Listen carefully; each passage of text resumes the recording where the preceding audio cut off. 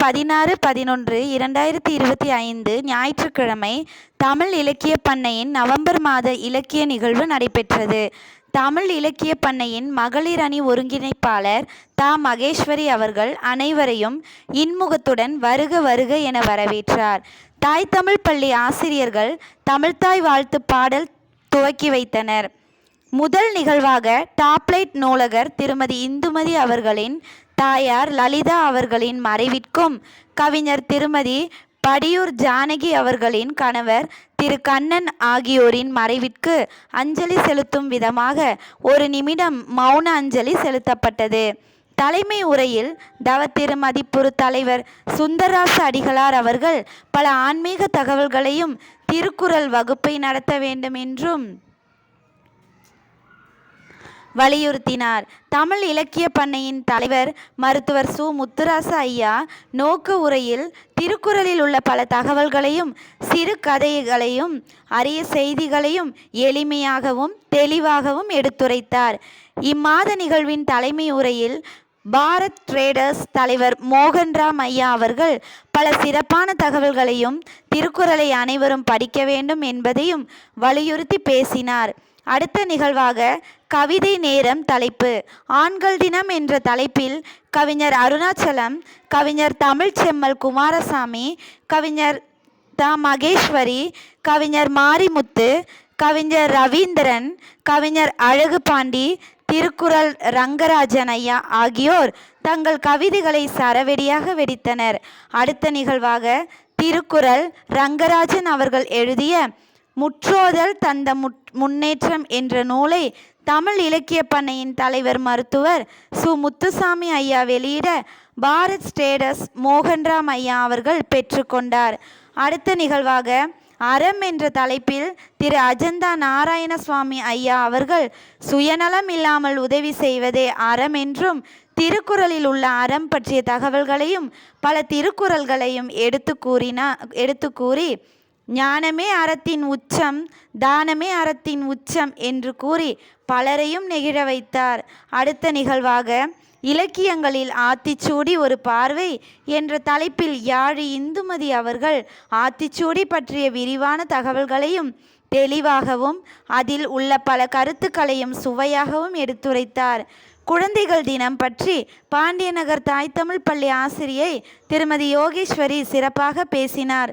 மாயாவி மனோகர் அவர்கள் இக்கால குழந்தைகளை பெருமைப்படுத்தி பேசி சிறு நல்வழி மடைமாற்றம் தேவை என பாடல் பாடினார். இலங்கையில் தமிழர் பயணம் என்ற தலைப்பிலே இலங்கையில் இருந்து வந்திருந்த மாணவர் கிஷோர் குணகரன் அவர்கள் அங்கு அவரது கல்வி முறைகளை பற்றியும் வாழ்க்கை முறைகளை பற்றியும் நம்முடன் பகிர்ந்து கொண்டார்.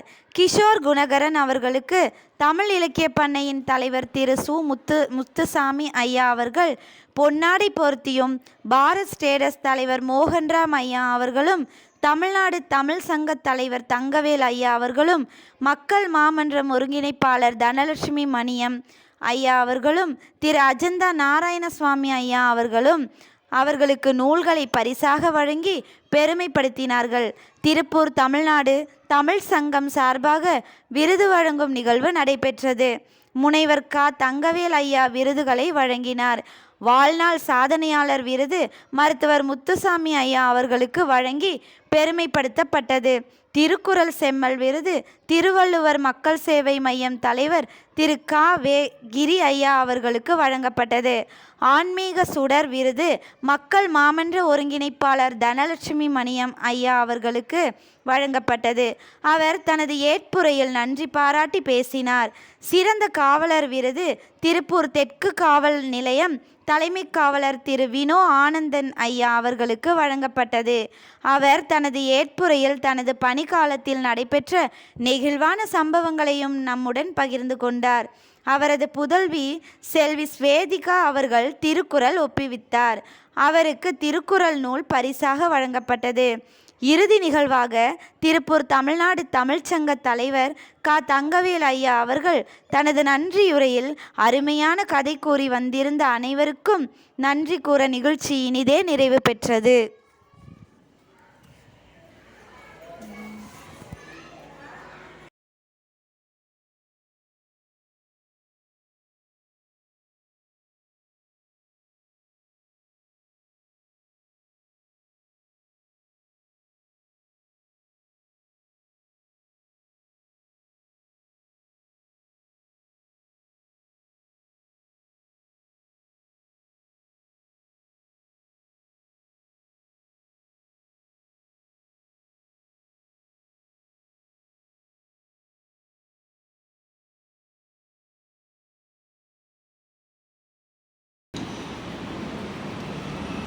தமிழ் இலக்கிய பண்ணையின் மதிப்புறு தலைவர் திரு சுந்தரராச அடிகளார் அவர்களையும், தமிழ் இலக்கிய பண்ணையின் தலைவர் திரு சு முத்துசாமி ஐயா அவர்களையும்,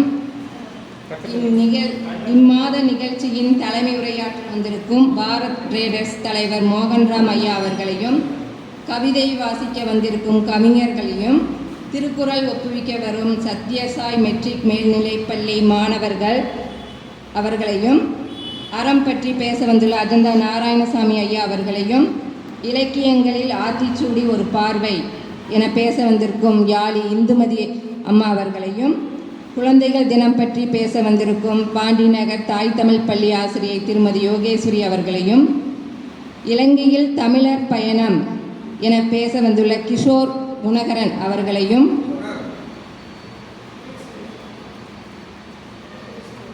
திருப்பூர் தமிழ்நாடு தமிழ்ச்சங்கம் தலைவர் தங்கவேல் ஐயா அவர்களையும், திருக்குறள் ரங்கராஜன் ஐயா அவர்களையும், இசையாசிரியர் மோகன்ராஜ் ஐயா அவர்களையும்,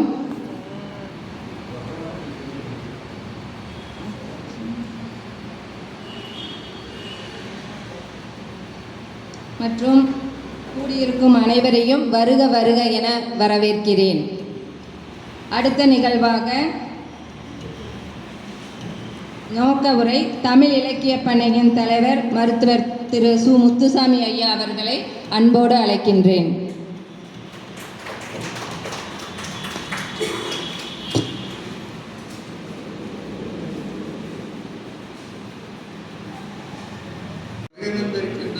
அனைத்து பெருமக்களுக்கும் வரவேற்பையும் வாழ்த்துக்களையும் தெரிவித்து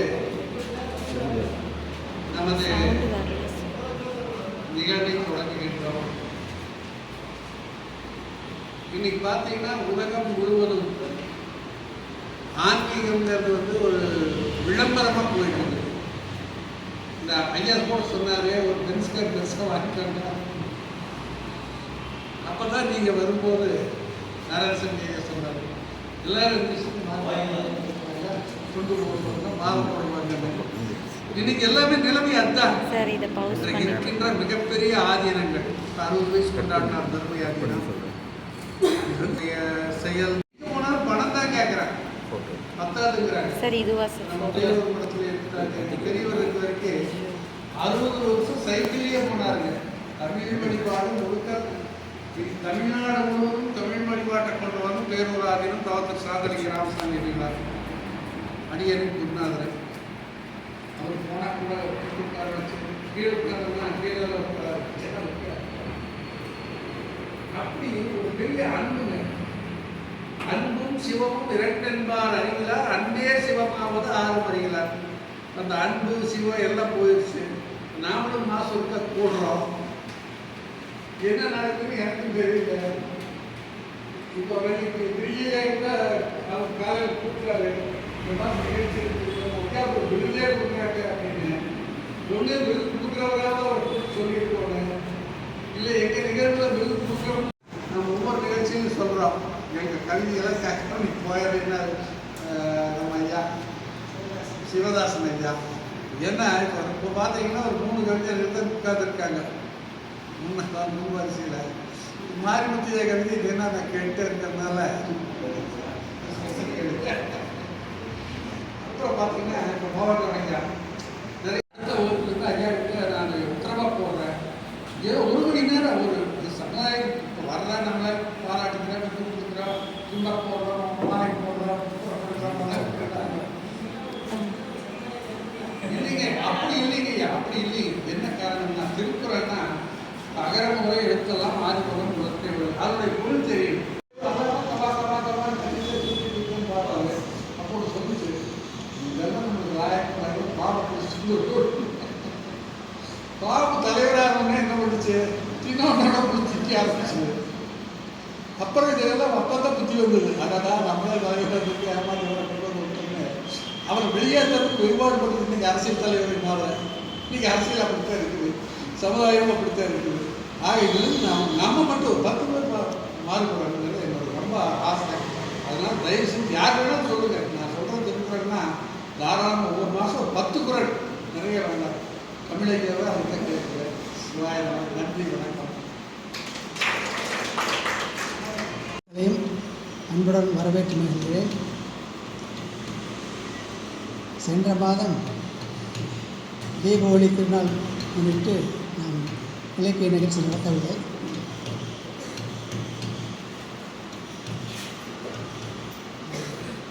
புதிதாக நம்முடைய விருது பெற வந்து அமர்ந்திருக்கும் தலைமை காவலர்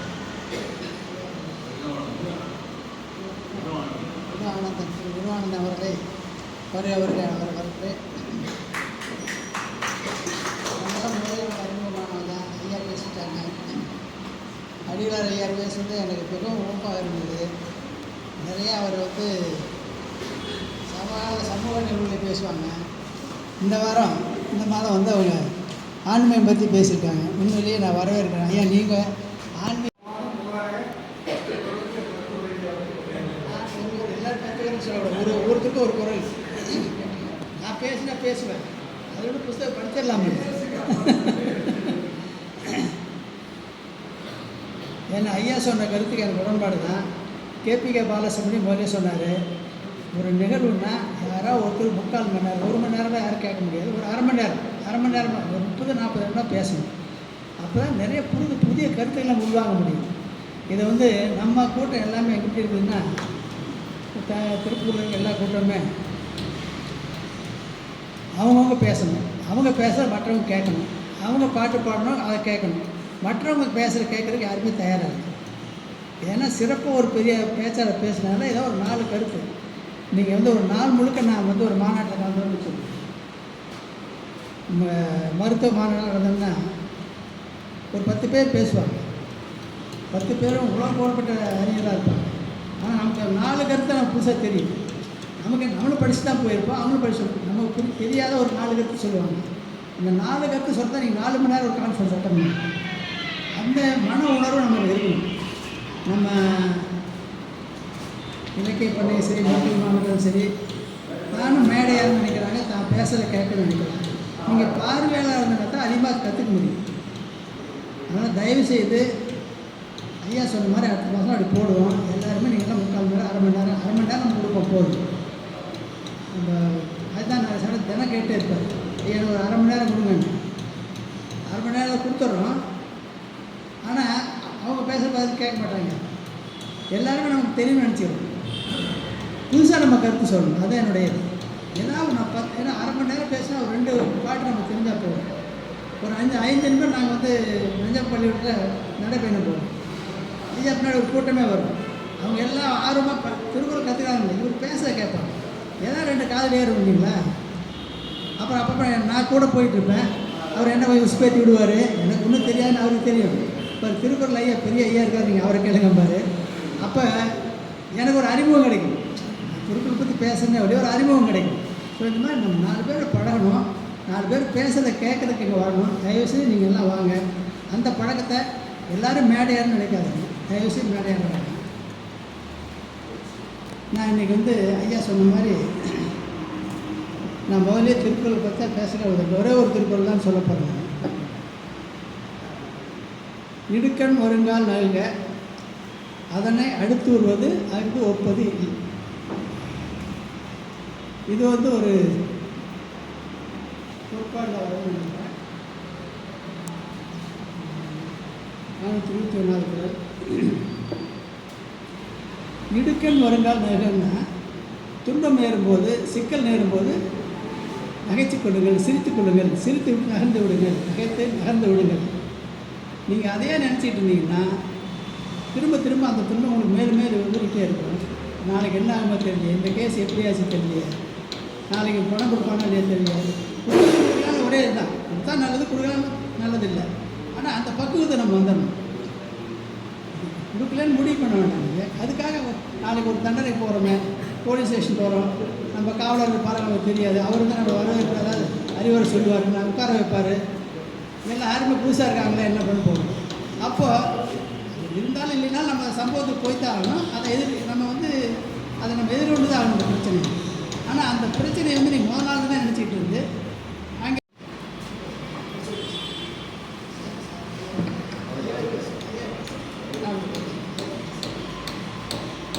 தமிழ் இலக்கிய பணியின் தலைவர் திரு முத்துசாமி ஐயா அவர்கள் இடுக்கண் என்ற திருக்குறளை பற்றியும் பல தகவல்களையும் நம்முடன் பகிர்ந்து கொண்டார். நன்றி ஐயா.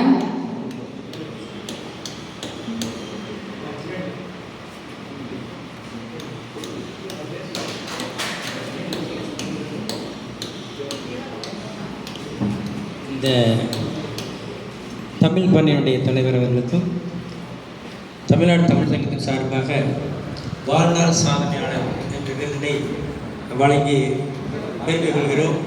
அனைவரும் அதை ஏற்றுக்கொள்ளுங்கள். இப்பொழுது வந்திருக்கூடிய காவலர் அவர்கள் கொண்டாடி பொருத்துவார்கள். தலைவர் ஐயா சிவசாமி அடிகள் அவர்கள் பதக்கம் அணிவிப்பார்கள். நீங்கள் பதக்கம் அணி தர்றேன்.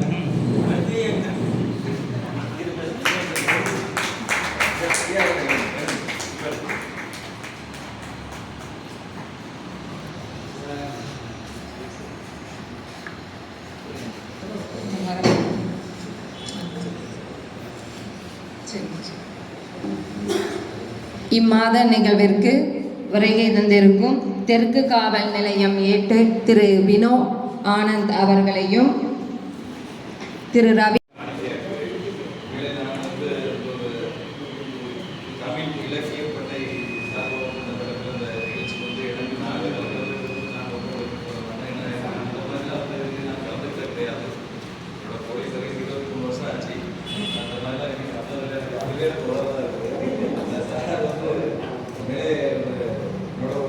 ஒரு பார்த்து அவங்க சன் வந்து ஒரு ஆக்சிடென்ட் வந்து ஆனாங்க.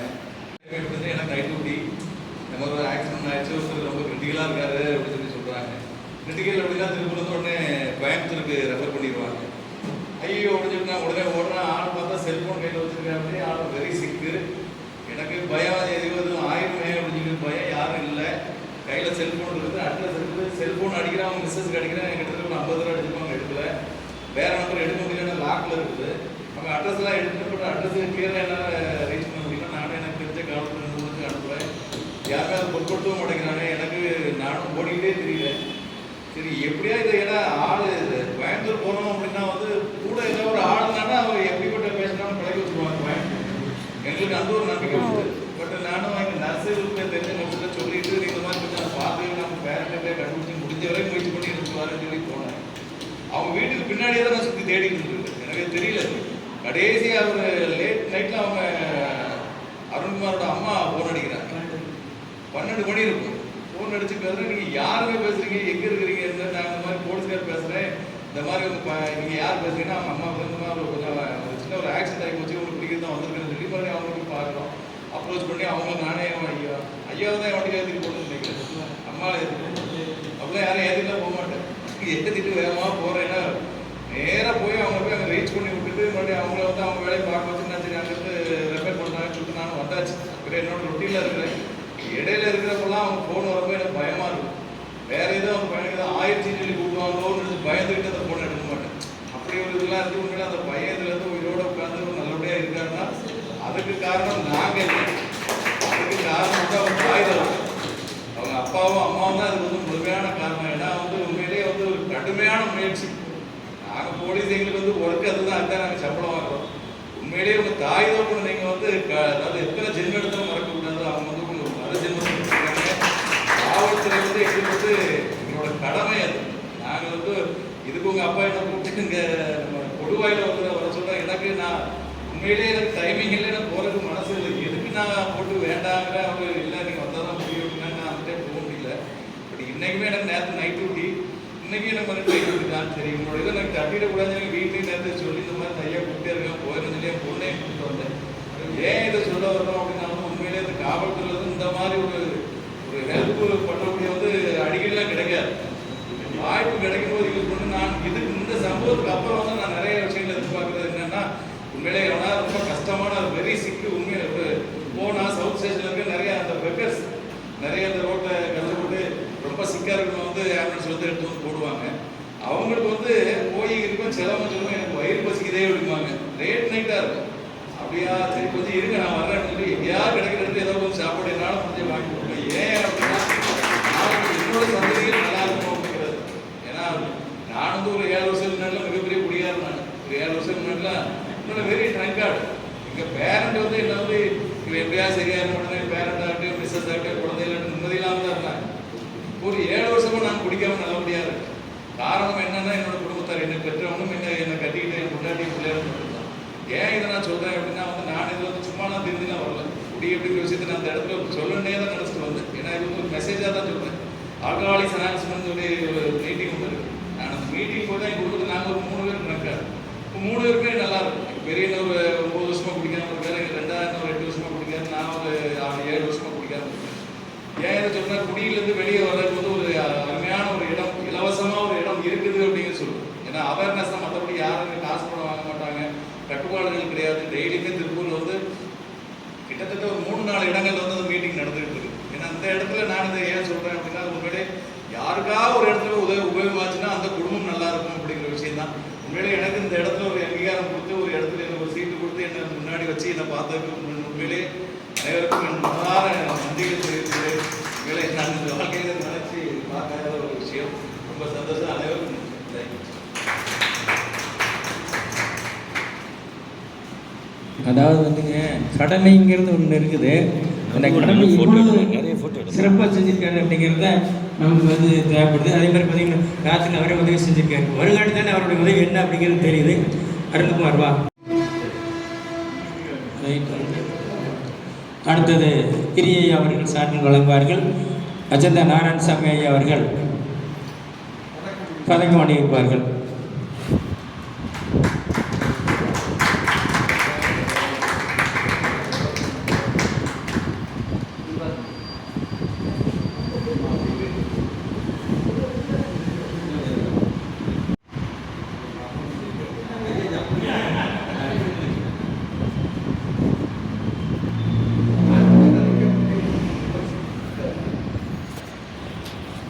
வந்தது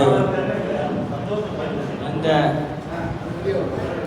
அனைவருக்கும் வந்து சிறப்பு செய்த ஐயா அவர்களுக்கு என்னுடைய குணமார்ந்த நன்றியை தெரிவிக்கொண்டு, நன்றி மறப்பது நன்றென்று, நன்றல்லது அன்றே மறப்பது நன்று என்கின்ற வள்ளுவருடைய வாக்கு கிணங்க அவரை வளர்ந்ததற்கு வாழ்த்துக்கு விடைகிறேன்.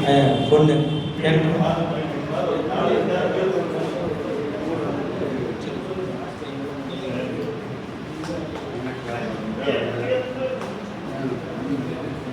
செல்வி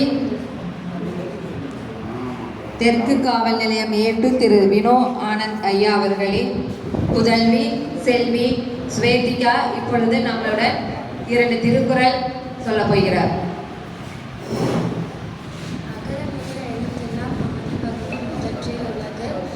தற்கால் தகவலா என்பது அவரவர் எச்சத்தால் காணப்படும்.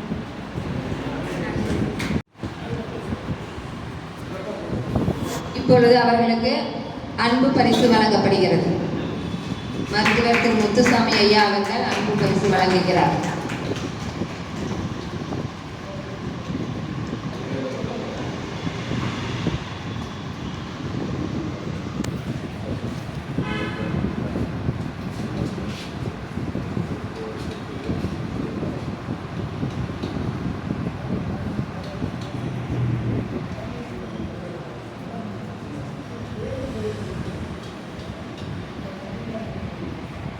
தமிழ்நாடு தமிழ் சங்கம் சார்பாக விருது வழங்குதல். வழங்குபவர் தலைவர் முனைவர் தங்கவேல் ஐயா அவர்கள். பெற்றுக்கொள்பவர் திருவள்ளுவர் மக்கள் சேவை மைய தலைவர் காவே கிரி ஐயா அவர்கள்.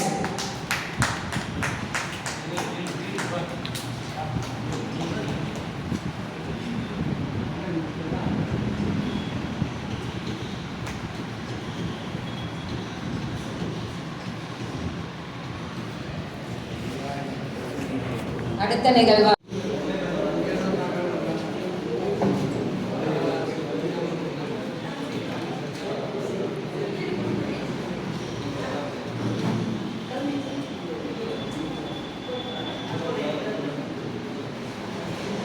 தமிழுக்கும் தமிழ் இதய நெஞ்சங்களுக்கும் தொடர்ந்து உற்சாகத்தையும் ஊக்குவித்தும் இந்த இதயங்களில் இணைந்திருக்கின்ற தமிழ் ஆர்வலர்களையும் எழுத்தாளர்களையும் சான்றோர் பெருமக்கள் அனைவரையும் இணைக்கின்ற பாலமாக இருக்கின்ற இலக்கிய பண்ணையின் தலைவர் மருத்துவர் ஐயா முத்துசாமி அவர்களுக்கும் இந்த நிகழ்ச்சிக்கு தொன்று தொற்று மெருகூற்றி கொண்டிருக்கின்ற ஐயா சுந்தரராசர் அடிகளார் அவர்களுக்கும் கிரி ஐயா அவர்களுக்கும்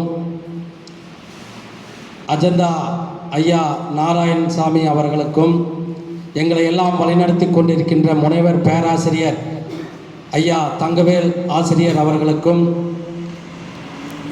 தொடர்ந்து ஊக்கத்தையும் உற்சாகத்தையும் அளித்து கொண்டிருக்கின்ற தலைமை ஆசிரியராகவும் தமிழ் ஆர்வலராகவும் திருக்குறளுக்கு பெருமை சேர்ப்பது மட்டுமில்லாமல் திருக்குறளை திருநீராகவே நெற்றியில் பூசிக்கொண்டிருப்பார். உங்களுக்கு தெரியும் மாயாவி மனோகர் ஐயா அவர்களுக்கும் இங்கே வந்திருக்கின்ற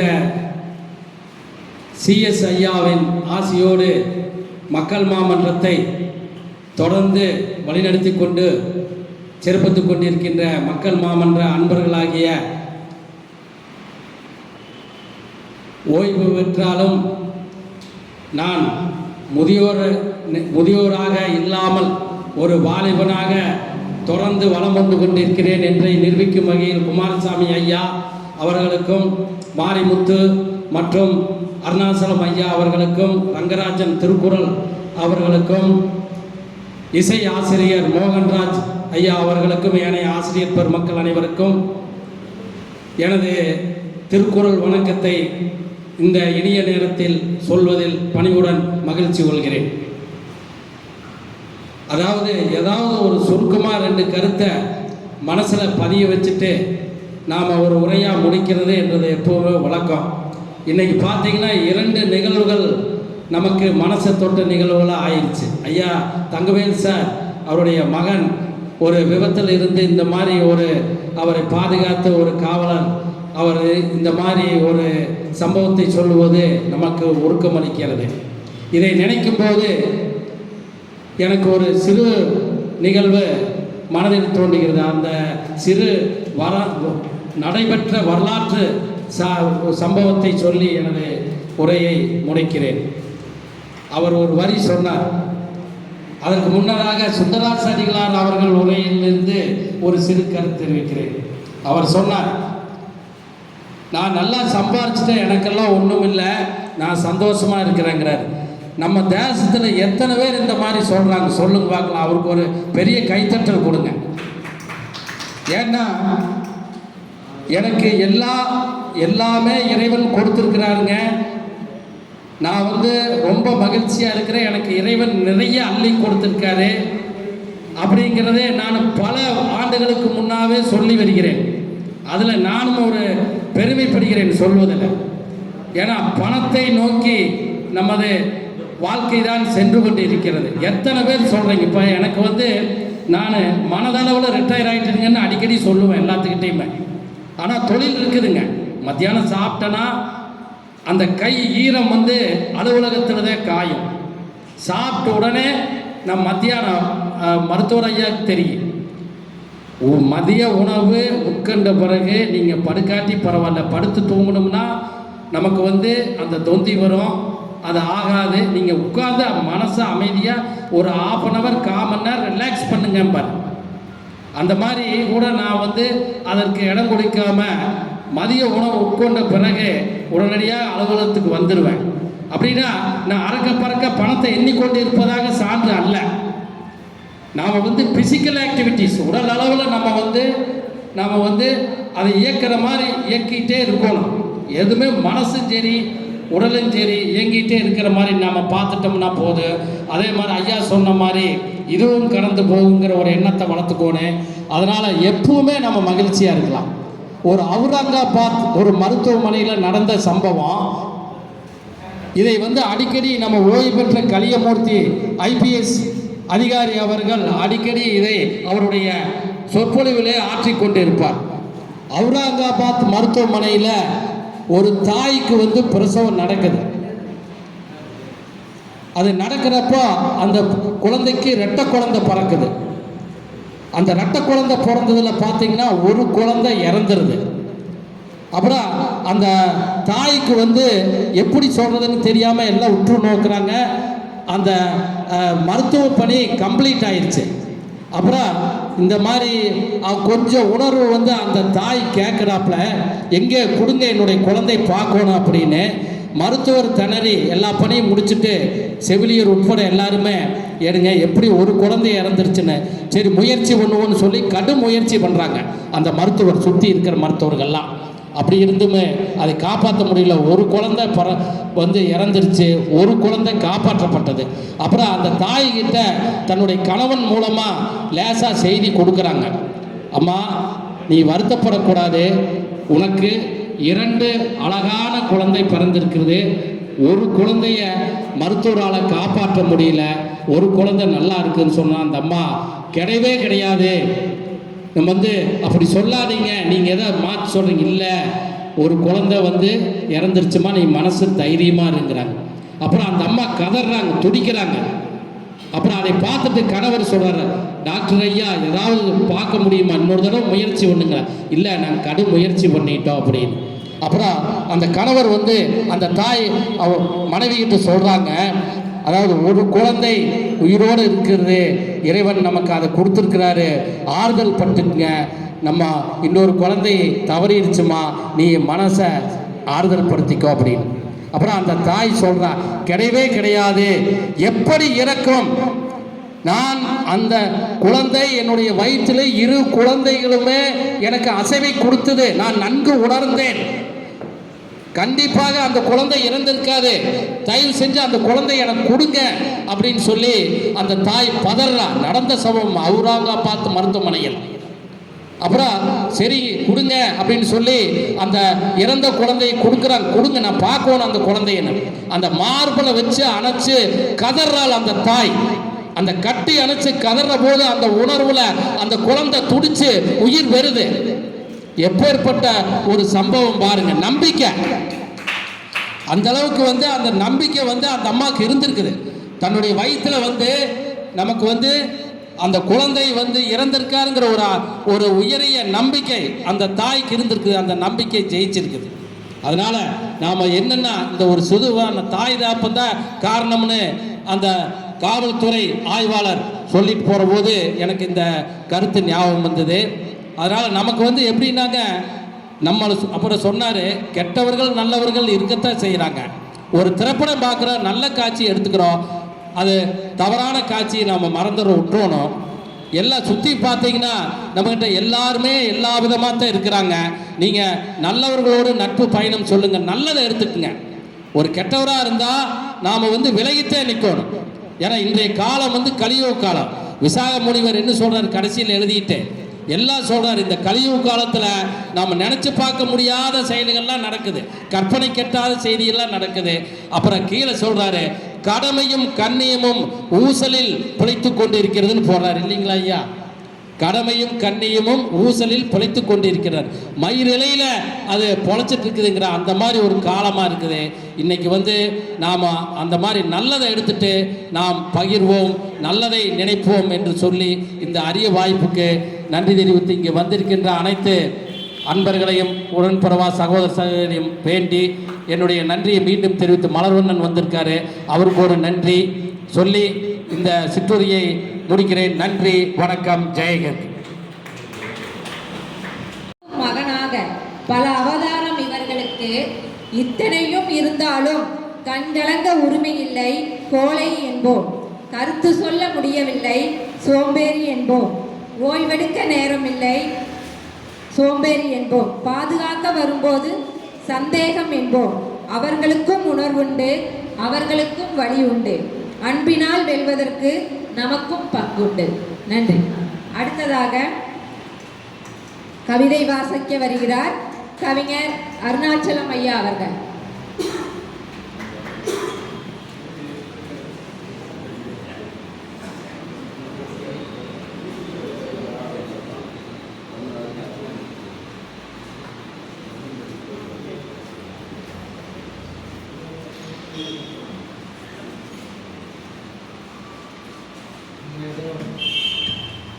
நடைபெறுகின்ற இந்த நிகழ்ச்சிக்கு நான் கலந்து கொள்வதில்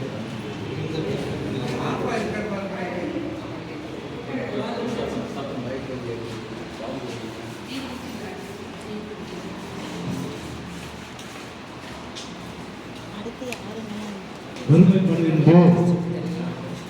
இங்கே காவல்துறையை சார்ந்த ஒருவர் வருகிறார்.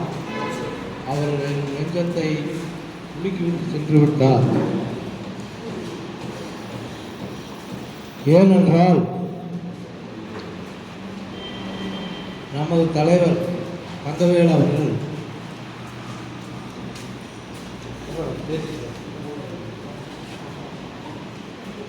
திருப்பூரிலே இருக்கக்கூடிய ரேவதி மருத்துவமனையிலே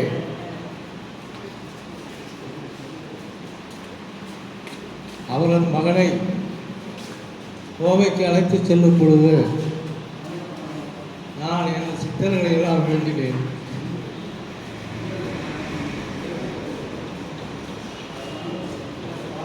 நிச்சயமாக கோவையிலே நலம் பெற வேண்டும்.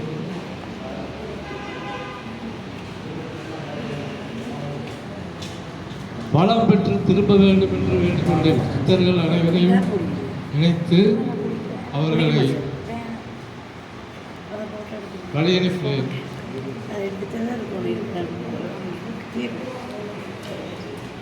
இன்று அந்த ஞாபகம் வருகிறது. எனவே அந்த நினைவை இங்கே பகிர்ந்து கொள்கிறேன் என்பதுள்ளார். சரி, கவிதை நிகழ்ச்சிக்கு வருகிறேன். கூடியிருக்கக்கூடிய தலைவர்கள் உட்பட அனைவரையும் வணங்கி இந்த கவிதையின் தலைப்பு ஆண்கள் தினம். புதுமையாக இருக்கிறது. தமிழ் இலக்கிய பண்ணையில் கவிதை வாசிப்பதில் மகிழ்ச்சி அடைகிறேன். ஆண்கள் தினத்தில் ஒரு திருக்குறள், பகத்துண்டு பல்லுயிர் ஓம்புதல் நூலோர் புகுத்துண்டு எல்லாம் தலை. அதாவது கற்றுக்கொண்டவர்கள் நாம் நம்மோடு வைத்திருக்கக்கூடாது. படித்தவர்களாகிய அவர்கள் அவர்களோடு வைத்திருக்கக்கூடாது. அதையெல்லாம் தொகுத்து மக்களுக்கு வழங்குவதுதான் சிறப்பு என்று ஐயர் நமது சித்தர் திருவள்ளுவர் அவர்கள் 2000 ஆண்டுகளுக்கு மேலே சொல்லியிருக்கிறார். அதனால் நாம் அதை கடைபிடிக்க வேண்டும். ஆண்கள் இல்லாமல் பெண்கள் இல்லை, ஆண்கள் இல்லாமல் பெண்கள் இல்லை, பெண்கள் இல்லாமல் ஆண்கள் இல்லை. அடிப்படை எங்கு பார்த்தாலும் இதுதான் நடைமுறை. அடிப்படை எங்கு பார்த்தாலும் இதுதான் நடைமுறை. ஒன்றோடு ஒன்று சேர்ந்தால் கொடும் பாவம் செய்பவர்கள் அழிப்பதும் ஆண்களை ஆண்களை கேட்டே செய்யும் அதிகாரம் ஆண்களுக்கு. எது சரி எது தவறு என்பது அறிமுகம் ஆகும். ஆண்களை கேட்டே செய்யும் அதிகாரம் ஆண்களுக்கு. எது சரி எது தவறு என்பது அறிமுகம் ஆகும். குடும்பத்தின் தலைமை அதிகாரியான் குடும்பத்தை நடத்தி செல்பவன் ஆண். குடும்பத்தின் தலைமை அதிகாரியான் குடும்பத்தை நடத்தி செல்பவன் ஆண். உழைத்து உழைத்து ஓடாய்ப்போன ஆண்களை இறுதியில் ஓய்வு காலத்தில் காப்பது அனைவரின் கடமையே. உழைத்து உழைத்து ஓடாய்ப்போன ஆண்களை இறுதியில் ஓய்வு காலத்தில் காப்பது அனைவரின் கடமையே. ஆண்கள் பெரியவர்களை என்றும் ஆராதிப்போம், போற்றுவோம், வாழ்த்துவோம், வணங்குவோம். ஆண்கள் பெரியவர்களை என்றும் ஆராதரிப்போம், போற்றுவோம், வாழ்த்துவோம், வணங்குவோம். நன்றி, வணக்கம். கும்பிட்டு வருவோருக்கு நாடி வருவதையா நன்மை இல்லாமல் தாடி தாத்தனிடம் தாங்காத மாச்சுமை நாம் இறக்கி வைத்தாரை ஓடி ஒளிந்து நம்மை பிடித்த இகழல்லா என்று அவர்கள் ஆசிரியர் இந்த முத்தராசையா அவர்களுடைய ஆசையோடு இந்த கவிதையை ஆண்கள் தினத்தை வாசிக்கிறோம். ஆண்கள் தினம். அன்பின் சிகரம் அப்பா, அதிசய பிறவி அப்பா, சிக்கனத்தின் செயல் அப்பா, திட்டமிட்ட குடும்பம் நடந்த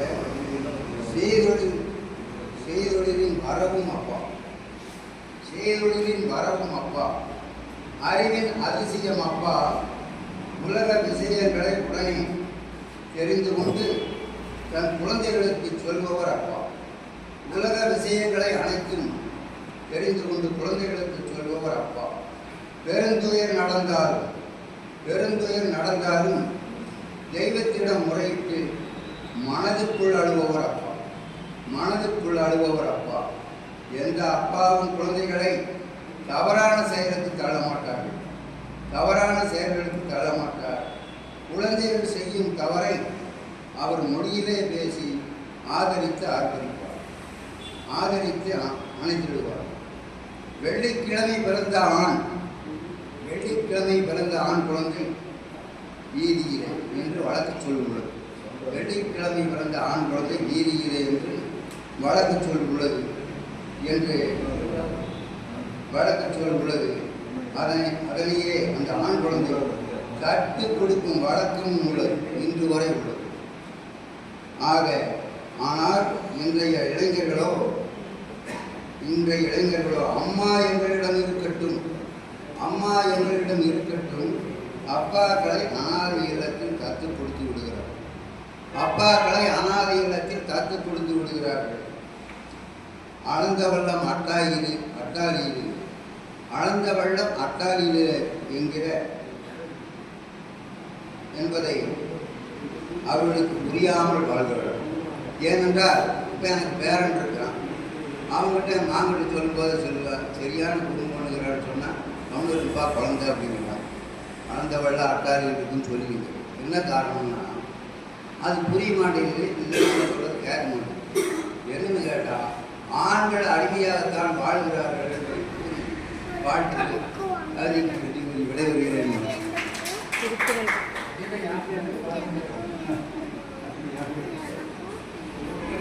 நன்றி ஐயா. அடுத்ததாக கவிதை வாசிக்க கவிஞர் மாயாவி மனோகர் ஐயா அவர்களை அன்போடு அழைக்கின்றோம்.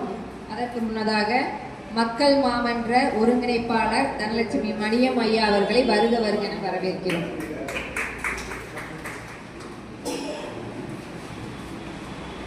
தமிழ் எண்ணிக்கும் தெய்வ புலவருக்கும் இந்த இனிய நிகழ்வின் தலைவர் உள்ளிட்ட அவையோர் அனைவருக்கும் எனது திருக்குறள் வணக்கத்தை தெரிவித்துக் கொள்கிறேன்.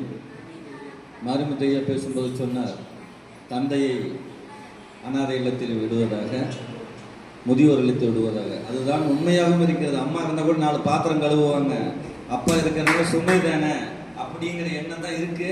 ஆனால் வருங்காலம் அவ்வாறு இல்லை, மாறும் என்ற நம்பிக்கை எமக்கு உண்டு. இன்றைய தினத்திலே ஒரு குழந்தைகள் தினமாக நான் சில வார்த்தைகளை சொல்ல விரும்புகிறேன். முன்பை காட்டிலும் இப்போதுள்ள மாணவர்களுக்கு திறன் அதிகம் என்பது என்னுடைய கருத்து. நம்ம காலத்துல தீய வார்த்தைகள், பேட் வேர்ட்ஸ் என்று சொல்வார்களே, அந்த வார்த்தைகளை அதிகமாக நமது பெற்றோர்களே, நமது கூட பிறந்தவங்களே ஒரு சகஜமான வார்த்தையாக, அது ஒரு தவறான வார்த்தை என்று உணராமலேயே அந்த மாதிரி வார்த்தையை சகஜமா பேசுவாங்க. ஆனால் இந்த காலத்தில் உள்ள குழந்தைகள் அந்த தவறான வார்த்தைகளை பயன்படுத்துவதில்லை. நான் என்னுடைய வாழ்க்கையிலே பல இடங்களை சந்தித்திருக்கிறேன். அவர்கள் அந்த வார்த்தையை பேசுவதற்கு அல்லது யாராவது பேசினால் இப்படி பேசாதீர்கள் என்று சொல்வதை நான் கேட்டிருக்கிறேன். ஆக நாம் வளர்ந்த காலத்தை விட இப்பொழுது தீய வார்த்தைகளுக்கு அவர்கள் முட்டுக்கட்டை போட்டு விட்டார்கள். இனி வேண்டாம். ஆனால் தீய செயல்கள் என்பது அவர்களுக்குள்ளே திணிக்கப்படுகிறது. ஒரு தாய் தன்னுடைய குழந்தையை அழகாக வளர்த்தெடுக்கிறார். ஆனால் அந்த தாய்க்கு உள்ள ஒரு சவால் என்னவென்றால், இந்த தகவல் தொடர்புகள். எப்படி என் மகனை நல்லவனாக வளர்த்துவது, இதனை இவன் முடிப்பான் என்றாய்ந்து அவனை அவன் கண் விடல் என்பது குறள். இவனால் என்ன முடியும் என்று நாம் ஆராய்கிறோம். இப்போது என்பதால் 75% எல்லா குழந்தைகளாலும் எல்லாமே முடியும். அது முடியாமல் செய்வது எது என்றால் இந்த தகவல் தொடர்புகள். ஆக உள்ளுக்குள்ளே தவறான வார்த்தை கூடாது என்பதை அந்த சிறுவன் உணர்ந்து விட்டான். செய்வதும் தவறு என்பதை அவர்களுக்கு உணர்த்த வேண்டுமானால் நாம் தான் அந்த வழிகளை அவர்களுக்கு வகுத்து கொடுக்க வேண்டும். வள்ளுவனார் தந்த அறவழி அவர்களுக்குள்ளே நுழைந்தால் எப்படி பேட் வேர்ட்ஸ் வெளியே சென்றதோ அதுபோல அவர்களுக்குள்ளே இருக்கக்கூடிய இருள் வெளியேறி நல்ல ஒரு சமுதாயம் அமையும் என்பது என்னுடைய கருத்து. அந்த குழந்தைகளை பாராட்டி ஒரு பாடல்.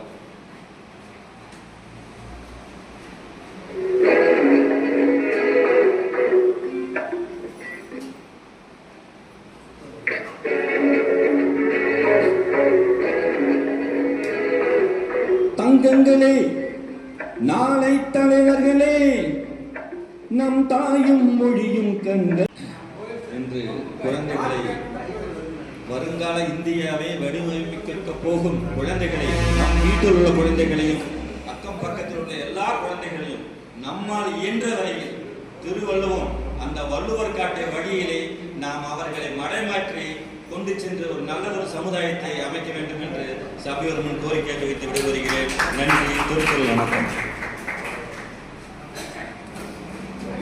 பாடல் வடிவில் நம்மிடம் கவிதை வாசித்த கவிஞர் மாயாவி மனோகர் ஐயாவிற்கு வாழ்த்துக்கள்.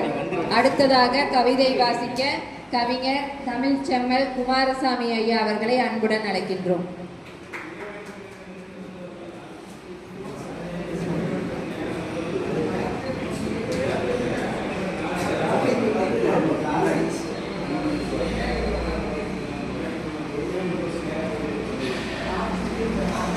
தலைவர் அவர்களுக்கும் மேடையாமத்திற்கும் பெரியோர்களுக்கும் வருகை தந்திருக்கின்ற அனைவருக்கும் என் நன்றிகள் வணக்கங்கள் உரித்தாகிறேன்.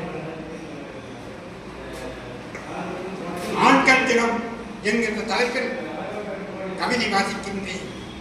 தமிழன்னையை வணங்கி என்னை ஒரு கவிஞனாக உருவாக்கிய மக்கள் மாமன்ற தலைவர் ஸ்ரீ சுப்பிரமணியம் அவர்களை வணங்கி இக்கவிதையை நான் வாசிக்கின்றேன்.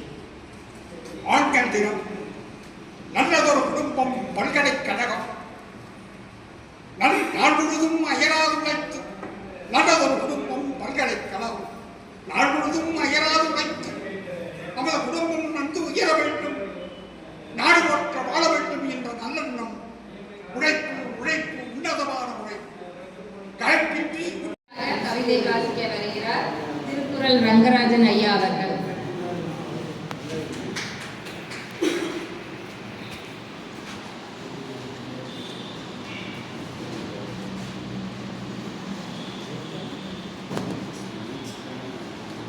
மேடையில் அமர்ந்திருக்கும் சான்றோர் பெருமக்களுக்கும் முன்வரிசையில் அமர்ந்திருக்கும் சான்றோர் பெருமக்களுக்கும் எனது வணக்கங்களையும் வாழ்த்துக்களையும் தெரிவித்துக் கொண்டு, துணை நலம் ஆக்கம் தரும், வினை நலம் வேண்டிய எல்லாம் தரும். அதிகாரம் 66 வினை தூய்மை அதிகாரத்தில் 651வது குறட்பாவாக துணை நலம் ஆக்கம் தரும், வினை நலம் வேண்டிய எல்லாம் தரும். அதற்கு பொருள், நல்லவர்கள் துணை நன்மையை நோக்கி நம்மை வழிநடத்தும், நல்ல செயல்கள் விரும்பும் வெற்றிகள் அனைத்தையும் தரும் என்பது அந்த குறளின் பொருளாகும்.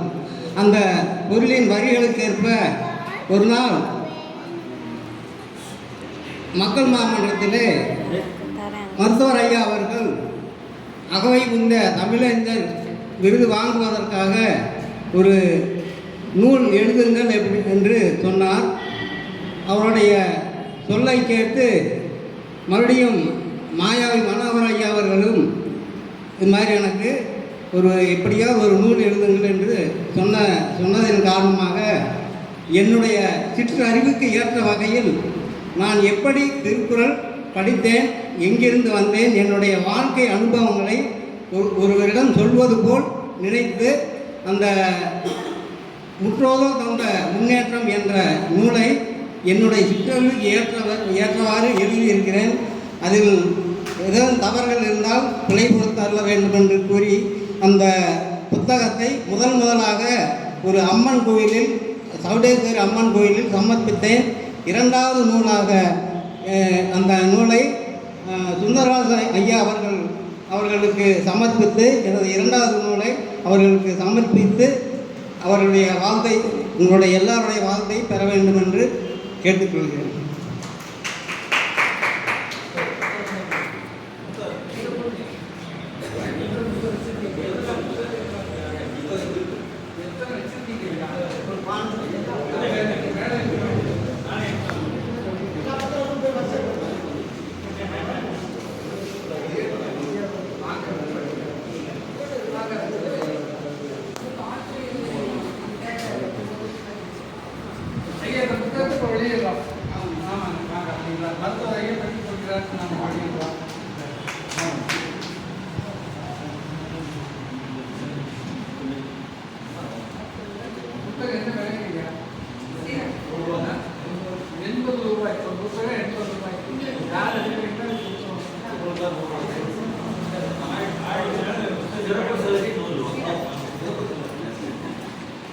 அப்படியே ஒரு வீடியோ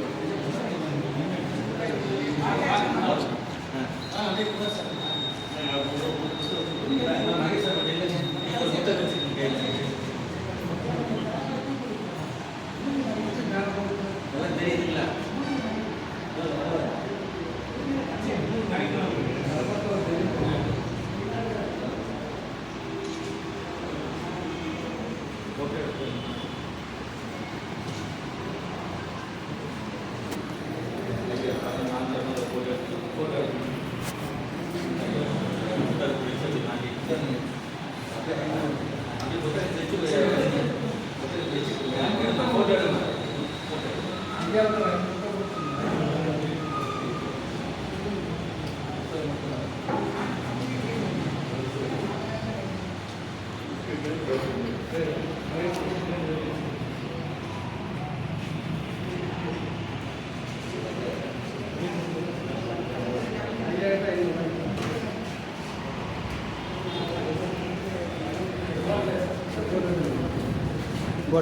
ஃபோட்டோ எடுத்தாச்சு.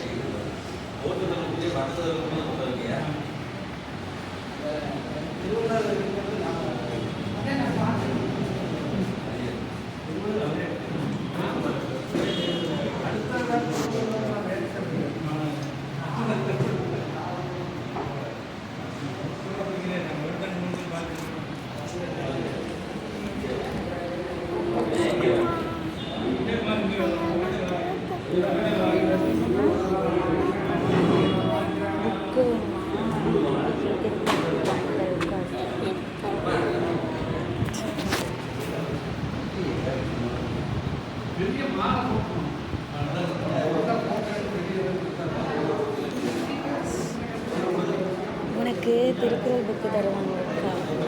புக்கு வேறு திருக்குறள் புக்கு கொடுத்தாங்க. அடுத்ததாக கவிதை வாசிக்க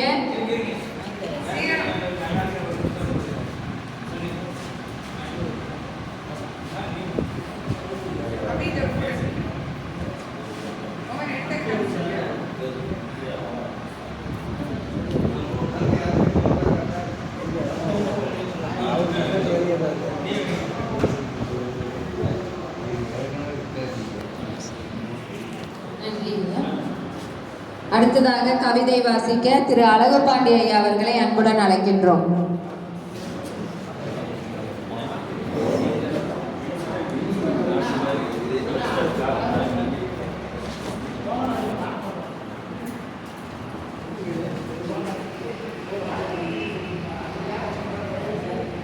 இன்னொரு நிகழ்ச்சியை சொல்லி என்னுடைய உரையை முடிக்கின்றேன். நேற்று சூழியரில் உள்ள செந்திலை கௌதமன் ஐயா அவர்களை தெரிந்தங்க. செந்திலை கௌதமன் ஐயா அவர்களிடம் பரிந்துரை அகவை முந்தைய தமிழர் விருதிற்காக பரிந்துரை கடிதம் வாங்க சென்ற போது அவர் என்னை சோதித்தார். உண்மையிலே நீங்கள் திருக்குறள் படித்திருக்கிறீர்களா என்பதை சோதித்தார். ஒரே ஒரு குறள் மட்டும் கேட்டார். 642வது குறள் தலைப்பு அது. ஆண்கள் தினம். இங்கே பார்த்தீங்களா பர்சன்டேஜே அதிகமாக இருக்குது, அதுதான் ஆண்கள்.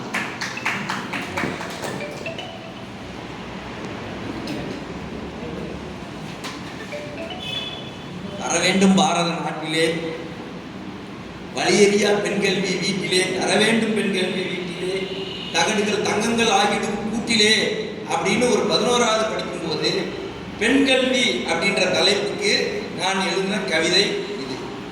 ஆனால் இப்போ தர வேண்டும் பாரத நாட்டிலே வலியறியா ஆண்கல்வி வீட்டிலே, தர வேண்டும் ஆண்கல்வி வீட்டிலே, அதுலேயும் முக்கியமாக இந்த போதைப் பொருள் என்னென்ன வகைமையான போதைப் பொருள்கள்லாம் இருக்கோ அத்தனையும் ஒழிக்கிற ஒரு உறுதிமொழி இருக்கிற ஒரு வீடாக நம்ம வீடு எப்போ மாறுதோ அப்போ தான் இந்த ஆண்கள் தினம் அனுசரிக்கப்படும்.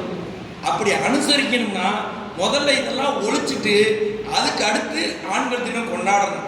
பெண்கள் தினம் பெண்கள் தினம் பெண்கள் தினம்னு கொண்டாடி அவங்கள தூக்கி வச்சு மண்டையில் வச்சு கொண்டாடிட்டோம். அவங்களும் சேர்ந்து தான் இப்போ மகன்களை வளர்த்துட்டு இருக்காங்க. மகன் மகள் இதில் ரெண்டுமே இந்த ஆண்கள்ன்றதுல ஆண்கள் மட்டும் இல்லை. ஏன்னா பெற்றெடுத்தது பெண், கையில் தூக்கி கொடுத்தது பெண், இப்போ வளர்த்துட்டு இருக்கிறது பெண்.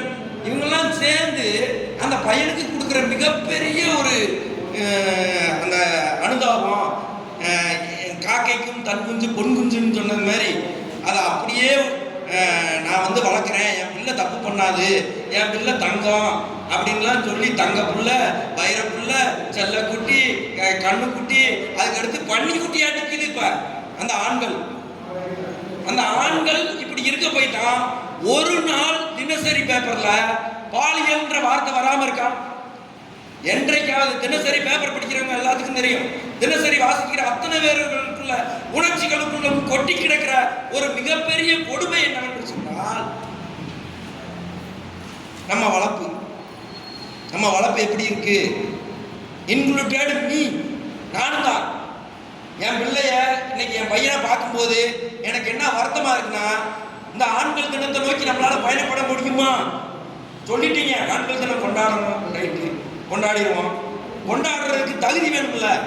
இந்த மேடைக்கு வரணும்னா ஒருத்தருக்கு தகுதி வேணும். தகுதி வாங்கிட்டு இப்போ சொன்னாங்க சில பேர், யாரோ பேசும்போது சொன்னாங்க தமிழ் சம்பளம் தான் விருது வாங்கிட்டீங்க, அப்போ நீங்கள் என்ன பண்ணிட்டு இருக்கீங்க அப்படின்னு கேட்டார். உண்மைதான். ஆனால் அவர் பேசும்போது அவருக்குள்ள இருந்த மன ஓட்டத்தெல்லாம் வெளிப்படுத்தும் போது அவருக்கு தமிழ் சம்பளம் கொடுத்ததுல தப்பே கிடையாது. உண்மையா இல்லையா? யாரோ ரொம்ப அமைதியாக இருந்துட்டு இருக்கிற ஒரு சூழல்ல அவருக்கு என்னென்ன குறைபாடுகள் இருக்குன்னு இந்த உலகத்துக்கே தெரியும், இங்க இருக்கிறவங்க அத்தனை பேருக்கும் தெரியும். ஆனால் அதையும் மீறி அவருக்கு மனசுக்குள்ள இருக்கிறத அப்படியே கொட்டுறாரு. அது போதும் அவருக்கு தமிழ் சம்பளம் கொடுக்குறதுக்கு. அவர் சொன்ன மாதிரி எல்லாமே வேணும். ஒவ்வொரு இடத்துலையும் இந்த மாதிரியான அடுத்தடுத்த நிகழ்வை வந்து இப்படியெல்லாம் ஒருங்கிணைக்கணும். இந்த நிகழ்ச்சி ஒருங்கிணைக்கும் போது இந்த அவை வந்து தேடி வரணும் எல்லாரும். அது மாதிரி ஆண்கள் தினம் அப்படின்ற கவிதை தலைப்பை நோக்கி இந்த மாணவர்களையும் இந்த மக்களையும் திசை திருப்புகிற ஒரு நாளாக எந்த நாள் அமைகிறதோ அந்த நாள் உண்மையிலேயே ஆண்கள் தினம்தான். அந்த தினம் இன்றாகவும் இருக்கும், நாளையாகவும் இருக்கும், நாளை மறுநாளாகவும் இருக்கும். அதை நல்லதாக அமைப்பது நம் கையிலே இருக்கிறது. அதை நோக்கி நாம் பயணப்படுவோம். அதை நம்ம வீட்டிலிருந்து ஆரம்பிப்போம் என்று சொல்லி இந்த வாய்ப்புக்கு நன்றி பாராட்டி விடைபெறுகிறேன். நன்றி, வணக்கம். நன்றி ஐயா. அடுத்ததாக கவிதை வாசிக்க அழைக்கின்றோம். கவிஞர் ரவீந்திரன் ஐயாவை அன்புடன் அழைக்கின்றோம்.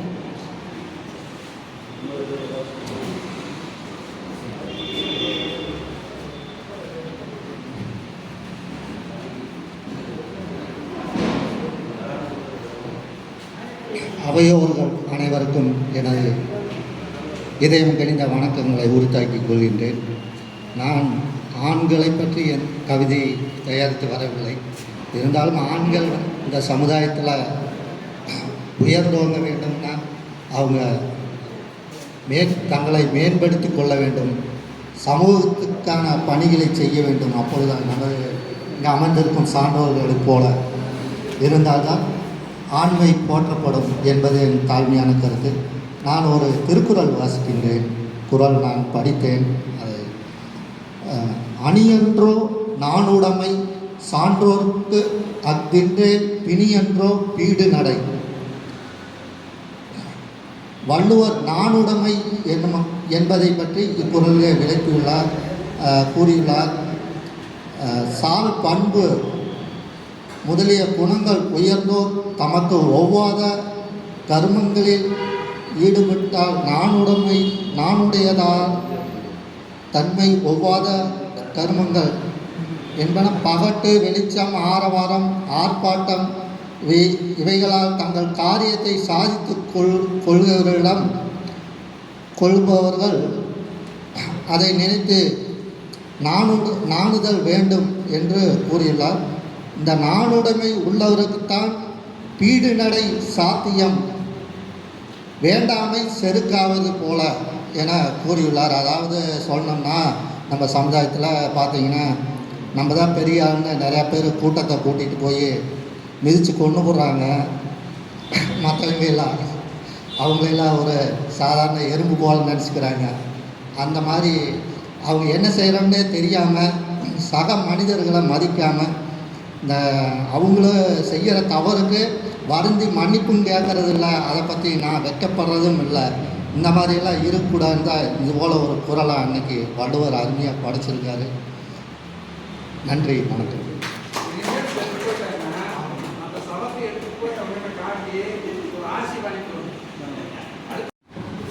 திரு சுந்தரராச அடிகளார் அவர்கள் பதக்கம் வழங்குகிறார்.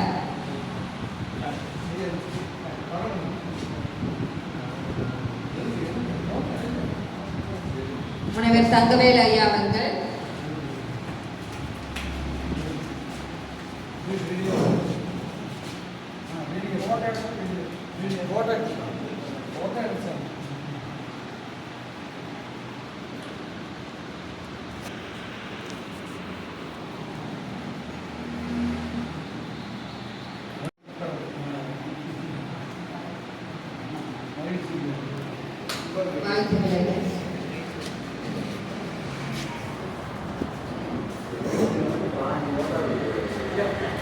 மக்கள் மாமன்ற ஒருங்கிணைப்பாளர் தனலட்சுமி மணியம் ஐயா அவர்களை ஓரிரு வார்த்தை பேச அழைக்கின்றோம்.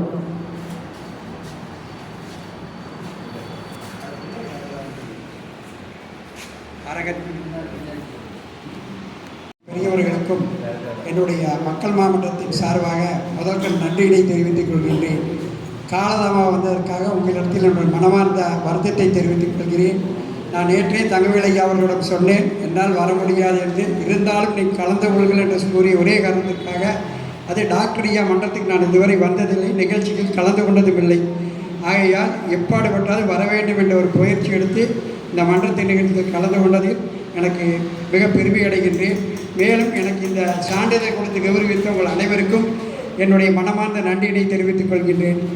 மன்றம் எப்படி நடக்க வேண்டும் என்பதற்கு டாக்டர் ஐயா நடத்துகின்ற முறையை பார்த்தாவது நாங்கள் இனி கற்றுக்கொள்ள வேண்டும் என்பதை நான் பணிவோடு ஏற்றுக்கொள்கின்றேன். எங்களுடைய மன்றத்தில் சில மாற்றங்கள் செய்ய வேண்டும் என்பது நாங்கள் ஏற்றுக்கொள்கிறோம், மறுக்கவில்லை. நிச்சயமாக இன்னும் ஒரு 2 மாதங்களுக்குள் அனைத்து முயற்சிகளும் செய்து தமிழ் மக்கள் மாமன்றம் என்பது இன்னும் பேரும்புகளோடு நடந்திட எங்களால் முயற்சிகளை செய்து எங்களுக்கு உற்றதுணையாக இருக்கிற தங்கவேல் சார் அவர்களுக்கு என்னுடைய மனமார்ந்த நன்றியினை தெரிவித்துக் கொண்டு, என்று போல் நீங்களெல்லாம் எங்களுக்கு ஒத்துழைப்பை கொடுத்து இந்த மன்றம் எப்படி செயல்படுகின்றதோ அதுபோல் அந்த மன்றம் செயல்பட உங்களுடைய ஒத்துழைப்புகள் எவ்வளவு இருக்கிறதோ அந்த அளவுக்கு எங்களால் செயல்படுத்த முடியும் என்ற நம்பிக்கை எங்களுக்கு இருக்கிறது. ஏனென்றால் சிஎஸ் அவர்கள் அந்த அளவுக்கு உருவாக்கி கொடுத்து விட்டு போயிருக்கிறார். அதனால் அந்த அமைப்பு என்றுமே அழியாது. ஏனென்றால் அது ஆலமரம் போல் வளர்ந்திருக்கின்றது. அதனால் உங்களுடைய ஒத்துழைப்பெல்லாம் கொடுத்து எங்களுக்கு உதவுமாறு கேட்டுக்கொண்டு இந்த மன்றத்திற்கு எனக்கு அழைத்து சிறப்பித்தவர்கள் அனைவருக்கும் நன்றினை தெரிவித்துக் கொண்டு, ஆண் தினம் என்று கொண்டாடுகின்றோம். ஆண் என்று என்றால் பெண் இல்லை, பெண் இல்லை என்றால் ஆண் இல்லை, இருவரும் ஒன்றாக இணைந்ததுதான். உதிரம் பெரிதா உயிர் பெரிதா இருந்தால் 2ம் இருந்தால்தான் இந்த உடம்பு இருக்கும். அதனால் ஆணும் பெரிதல்ல பெண்ணும் பெரிதல்ல, இரண்டும் 50-50% என்பதை தெரிவித்துக் கொண்டு என்னுடைய உரையை முடிக்கிறேன். வணக்கம்.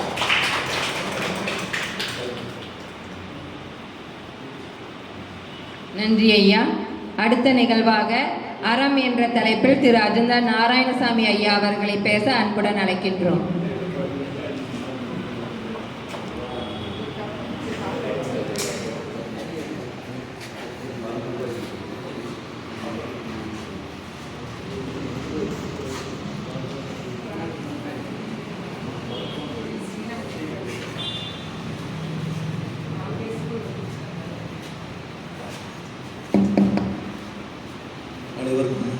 காலை வணக்கம்.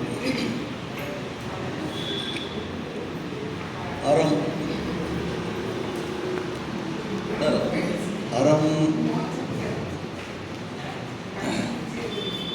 அறம் அப்படின்னா எனக்கு தெரிஞ்சு ஒரு 2000 வருஷமா 2000 பேர் 2000 கருத்து சொல்லியிருக்காங்க. கம்மியால இல்லை. யான் எனது இன்னும் மனமாசு நீங்கினால் ஒரு அறங்கிறார். அதெல்லாம்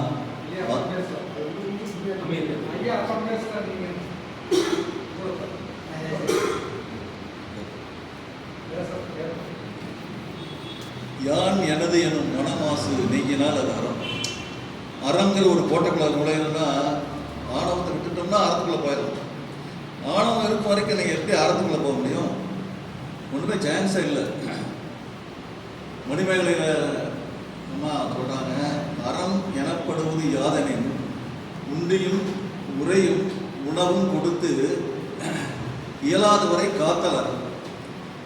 அறம் எனப்படுவது என்ன என்ன என்ன என்ன என்ன அப்படின்னா காத்தலும் ஈதலும் அறம். இது சித்பவானந்த சுவாமி. எதுவுமே என்னோட கத்தில் எல்லாம் எங்கள் ஐயா வாங்கி எவனா கொட்டிரு. நாமளும் சைபுரம் தான். அவர் இன்னும் கொஞ்சம் நல்லா பேசிக்கிட்டார். கொஞ்சம் நேரம் பேச விடலாம். அடிக்கடி வாங்கிட்டார். நாங்களே ஏதாவது கொஞ்சம் பேசுகிறோம். அடுத்தது விவேகானந்தர் சொல்கிறாரு அறம்னா என்ன. ஏன்னா இதெல்லாம் சொல்லிட்டு கடைசியில் வள்ளுவர் சொல்கிறார் பார்த்தீங்களா, அதான் கிளைமேக்ஸ். மொத்தமாக 5 நிமிஷத்தை எடுக்கும். கவலை விடணும். அடுத்து இந்த மாதிரி மேடம் பேசணும், வெளியிடணும். நம்மளே மைக்கை பிடிச்சா அவ்வளோதான். மைக் கிடைச்சா பிடிச்சிக்க வேண்டியது. ஏன்னா மைக்கே கிடைக்க மாட்டேங்குது. வள்ளுவர் விவேகானந்தர் சொல்கிறாரு, நன்மை செய் நன்மை செய் நன்மை செய், உதவி செய் உதவி செய் உதவி செய், சுயநலம் இல்லாமல் எதிர்பார்ப்பில்லாமல் உதவி செய். இதுக்கு தான் அந்த பாட்டு சொன்னார். உதவி உதவி வரைத்தன்றணும். அது சான்றோர்களுக்கு செய்யும்போது அது தேங்க்ஸ் சொல்லுவாங்க, மனசார நன்றி சொல்லுவாங்க. கீழ் மக்களுக்கு உதவி செஞ்சீங்கன்னா நோ தேங்க்ஸ். அவங்க கீழ் மக்களுக்கு 2 சொல்ல மாட்டாங்க. தேங்க்ஸ் சொல்ல மாட்டாங்க, சாரி சொல்ல மாட்டாங்க. ஒரு மேசனார் வேலை செஞ்சார். பாவமாக இருக்குது. 3 குழந்தைங்க ரொம்ப கஷ்டப்படுறாங்க. அப்படி இப்படின்னு காலையில் பொழுதா வரைக்கும் அனத்தவத்தை அனத்திக்கலாம். ஒரு செல்ஃபோனே இல்லாமல் இருக்கிறாங்கன்னா, நம்ம வீட்டில் ஒரு செல்ஃபோன் நம்மளால் முடியாது. நம்மளால் பட்டன் செல்ஃபோன் சரின்னு கொடுத்தேன். நம்ம எதையும் எதிர்பார்த்து கொடுக்கல. அது ஒரு தேங்க்ஸ் சொல்கிறது இல்லையா? பல நல்ல கற்றக்கடைகள் மனநல்லராக மாணாக்கர் எழுதினார் வள்ளுவர். இந்தியா இந்த கீழ் மக்களுக்கு என்ன படித்தாலும் அந்த உயிர்நிலைக்கு அவங்க போக மாட்டேங்கிறாங்களே. ஆனால் போக மாட்டான்னு சொல்ல அரிதுனார் வள்ளுவர். எதையுமே இல்லை முடியாது ஒரு குரலை சொல்ல, எல்லாம் அரிதுப்பா. வந்தாலும் வருவான், நல்லா வந்தாலும் வருவான், வராட்டி இல்லை. ஆனால் வரமாட்டான்னு மட்டும் வள்ளுவர் சொல்ல மாட்டார். பெறுதற்கு அரிது தான் வரும். ஆனால் இல்லை முடியாதுன்னு வள்ளுவர் ஒரு குரல் கூட சொல்லலை. அப்போ அறம் உலகில் என்ன வள்ளுவர் பற்றி பேசுவது பார்க்க வேண்டியதில்லை. வள்ளலார் சொல்றாரு, சார் அறம்னா என்ன சார்? உலகில் உயர்ந்தது என்னன்னா ஜீவகாரண்ய ஒழுக்கம். சார் ஜீவகாரண்ய ஒழுக்கம்னா என்ன சார்? ஒன்று புரிய மாட்டேங்குது. வள்ளலார் சொன்னாரு, இரக்கம் என்பதுதான் பண்புகளிலேயே உயர்ந்த பண்பு. இரக்கத்துக்கு வள்ளுவர் நிறைய பாடினார். ஊரணி நீர் நிறைந்தற்றே உலகவாம் பேரறிவாளர். இரக்கமுடையவன் தான் பேரறிவாளர்.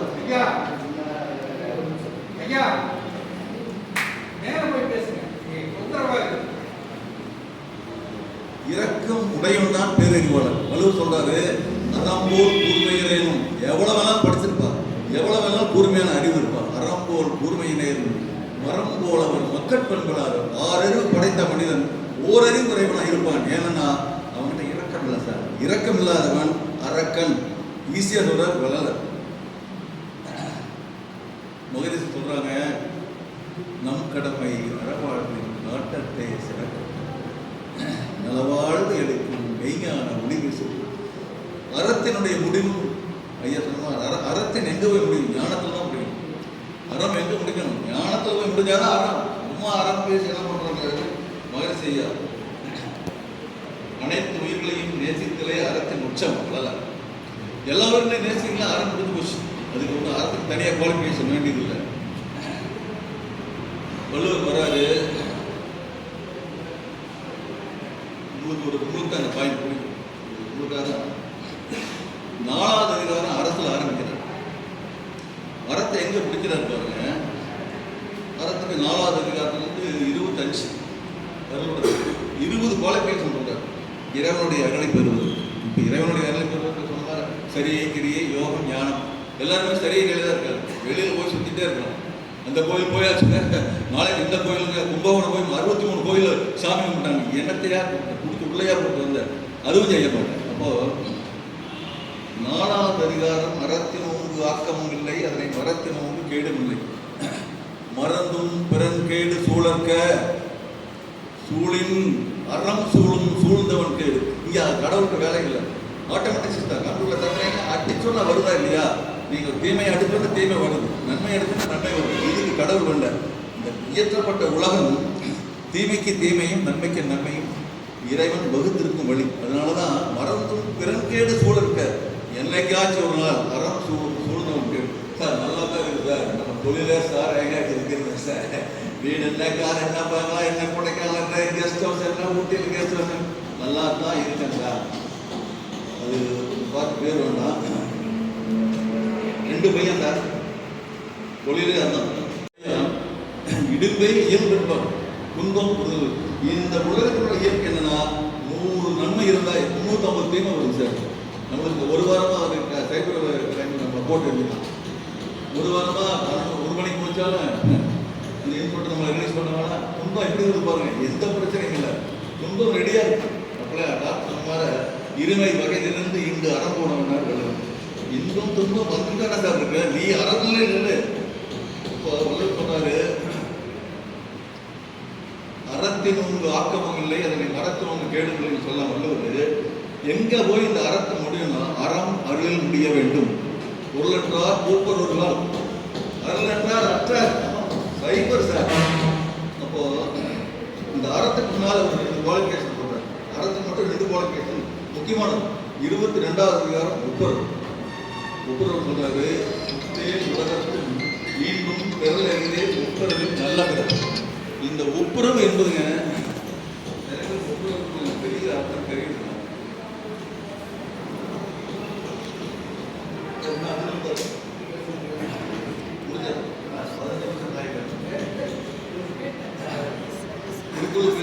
இப்போ போறாங்க குரல் சொல்றாங்க, குரல் அர்த்தம் சொல்லவே கூடாது. திருக்குறள் என்பது ஞானம். திருக்குறள் என்ன ஞானத்தை சொல்லணும். திருக்குறள் மூலமா இதெல்லாம் பேசிக்கலாம், அர்த்தத்தை பார்த்து படுத்தலாம். பட் அடிப்படையாக என்ன சொல்லணும் அதுதான் நான் திருக்குறள் எல்லாம் எடுத்துக்கொண்டு போகணும். திருக்குறள் சொல்கின்ற அறம் ஞானம். இப்போ அறம் என்ன சொல்றதுன்னா இறைவனுடைய திருவுருளை சேர். இப்போ இறைவனுடைய திருவுருளை சேருவதற்கு 2 குவாலிஃபிகேஷன் முக்கியம். அதாவது ஞானமும் கல்வியும் நயத்தல் அறிந்து, ஞானமும் கல்வியும் நயத்த காலையும் தானமும் தவமும் தாம் செயல் அறிந்து, தானமும் தவமும் செய்வராயின் வானவர் மேலே மீது வழித்தரு. அடிகளாருக்கு ஓப்பன் பண்ணி வச்சு சிவன் உட்கார்ந்து, டாக்டருக்கு ஓப்பன் பண்ணி வச்சு சிவன் உட்கார்ந்து. கால கண்டன் காலம் மற்றும் கால எக்கன் காலத்தால் தான் நடக்கும். சில காலத்துக்கு ஒரு டைம் கொடுத்துருக்காரு, எல்லாம் முடிச்சு வந்து சேர்ந்துப்பாங்க. தானமும் தவமும் செய்வதற்கு வானவர் மேலே விட்டு திறந்து வைக்கப்பட்டிருக்கிறது. அதே உங்கள் இருவருக்கும் வெளியீதியாக சேர்ந்து இதெல்லாம் அந்த லேவல் போயிட்டு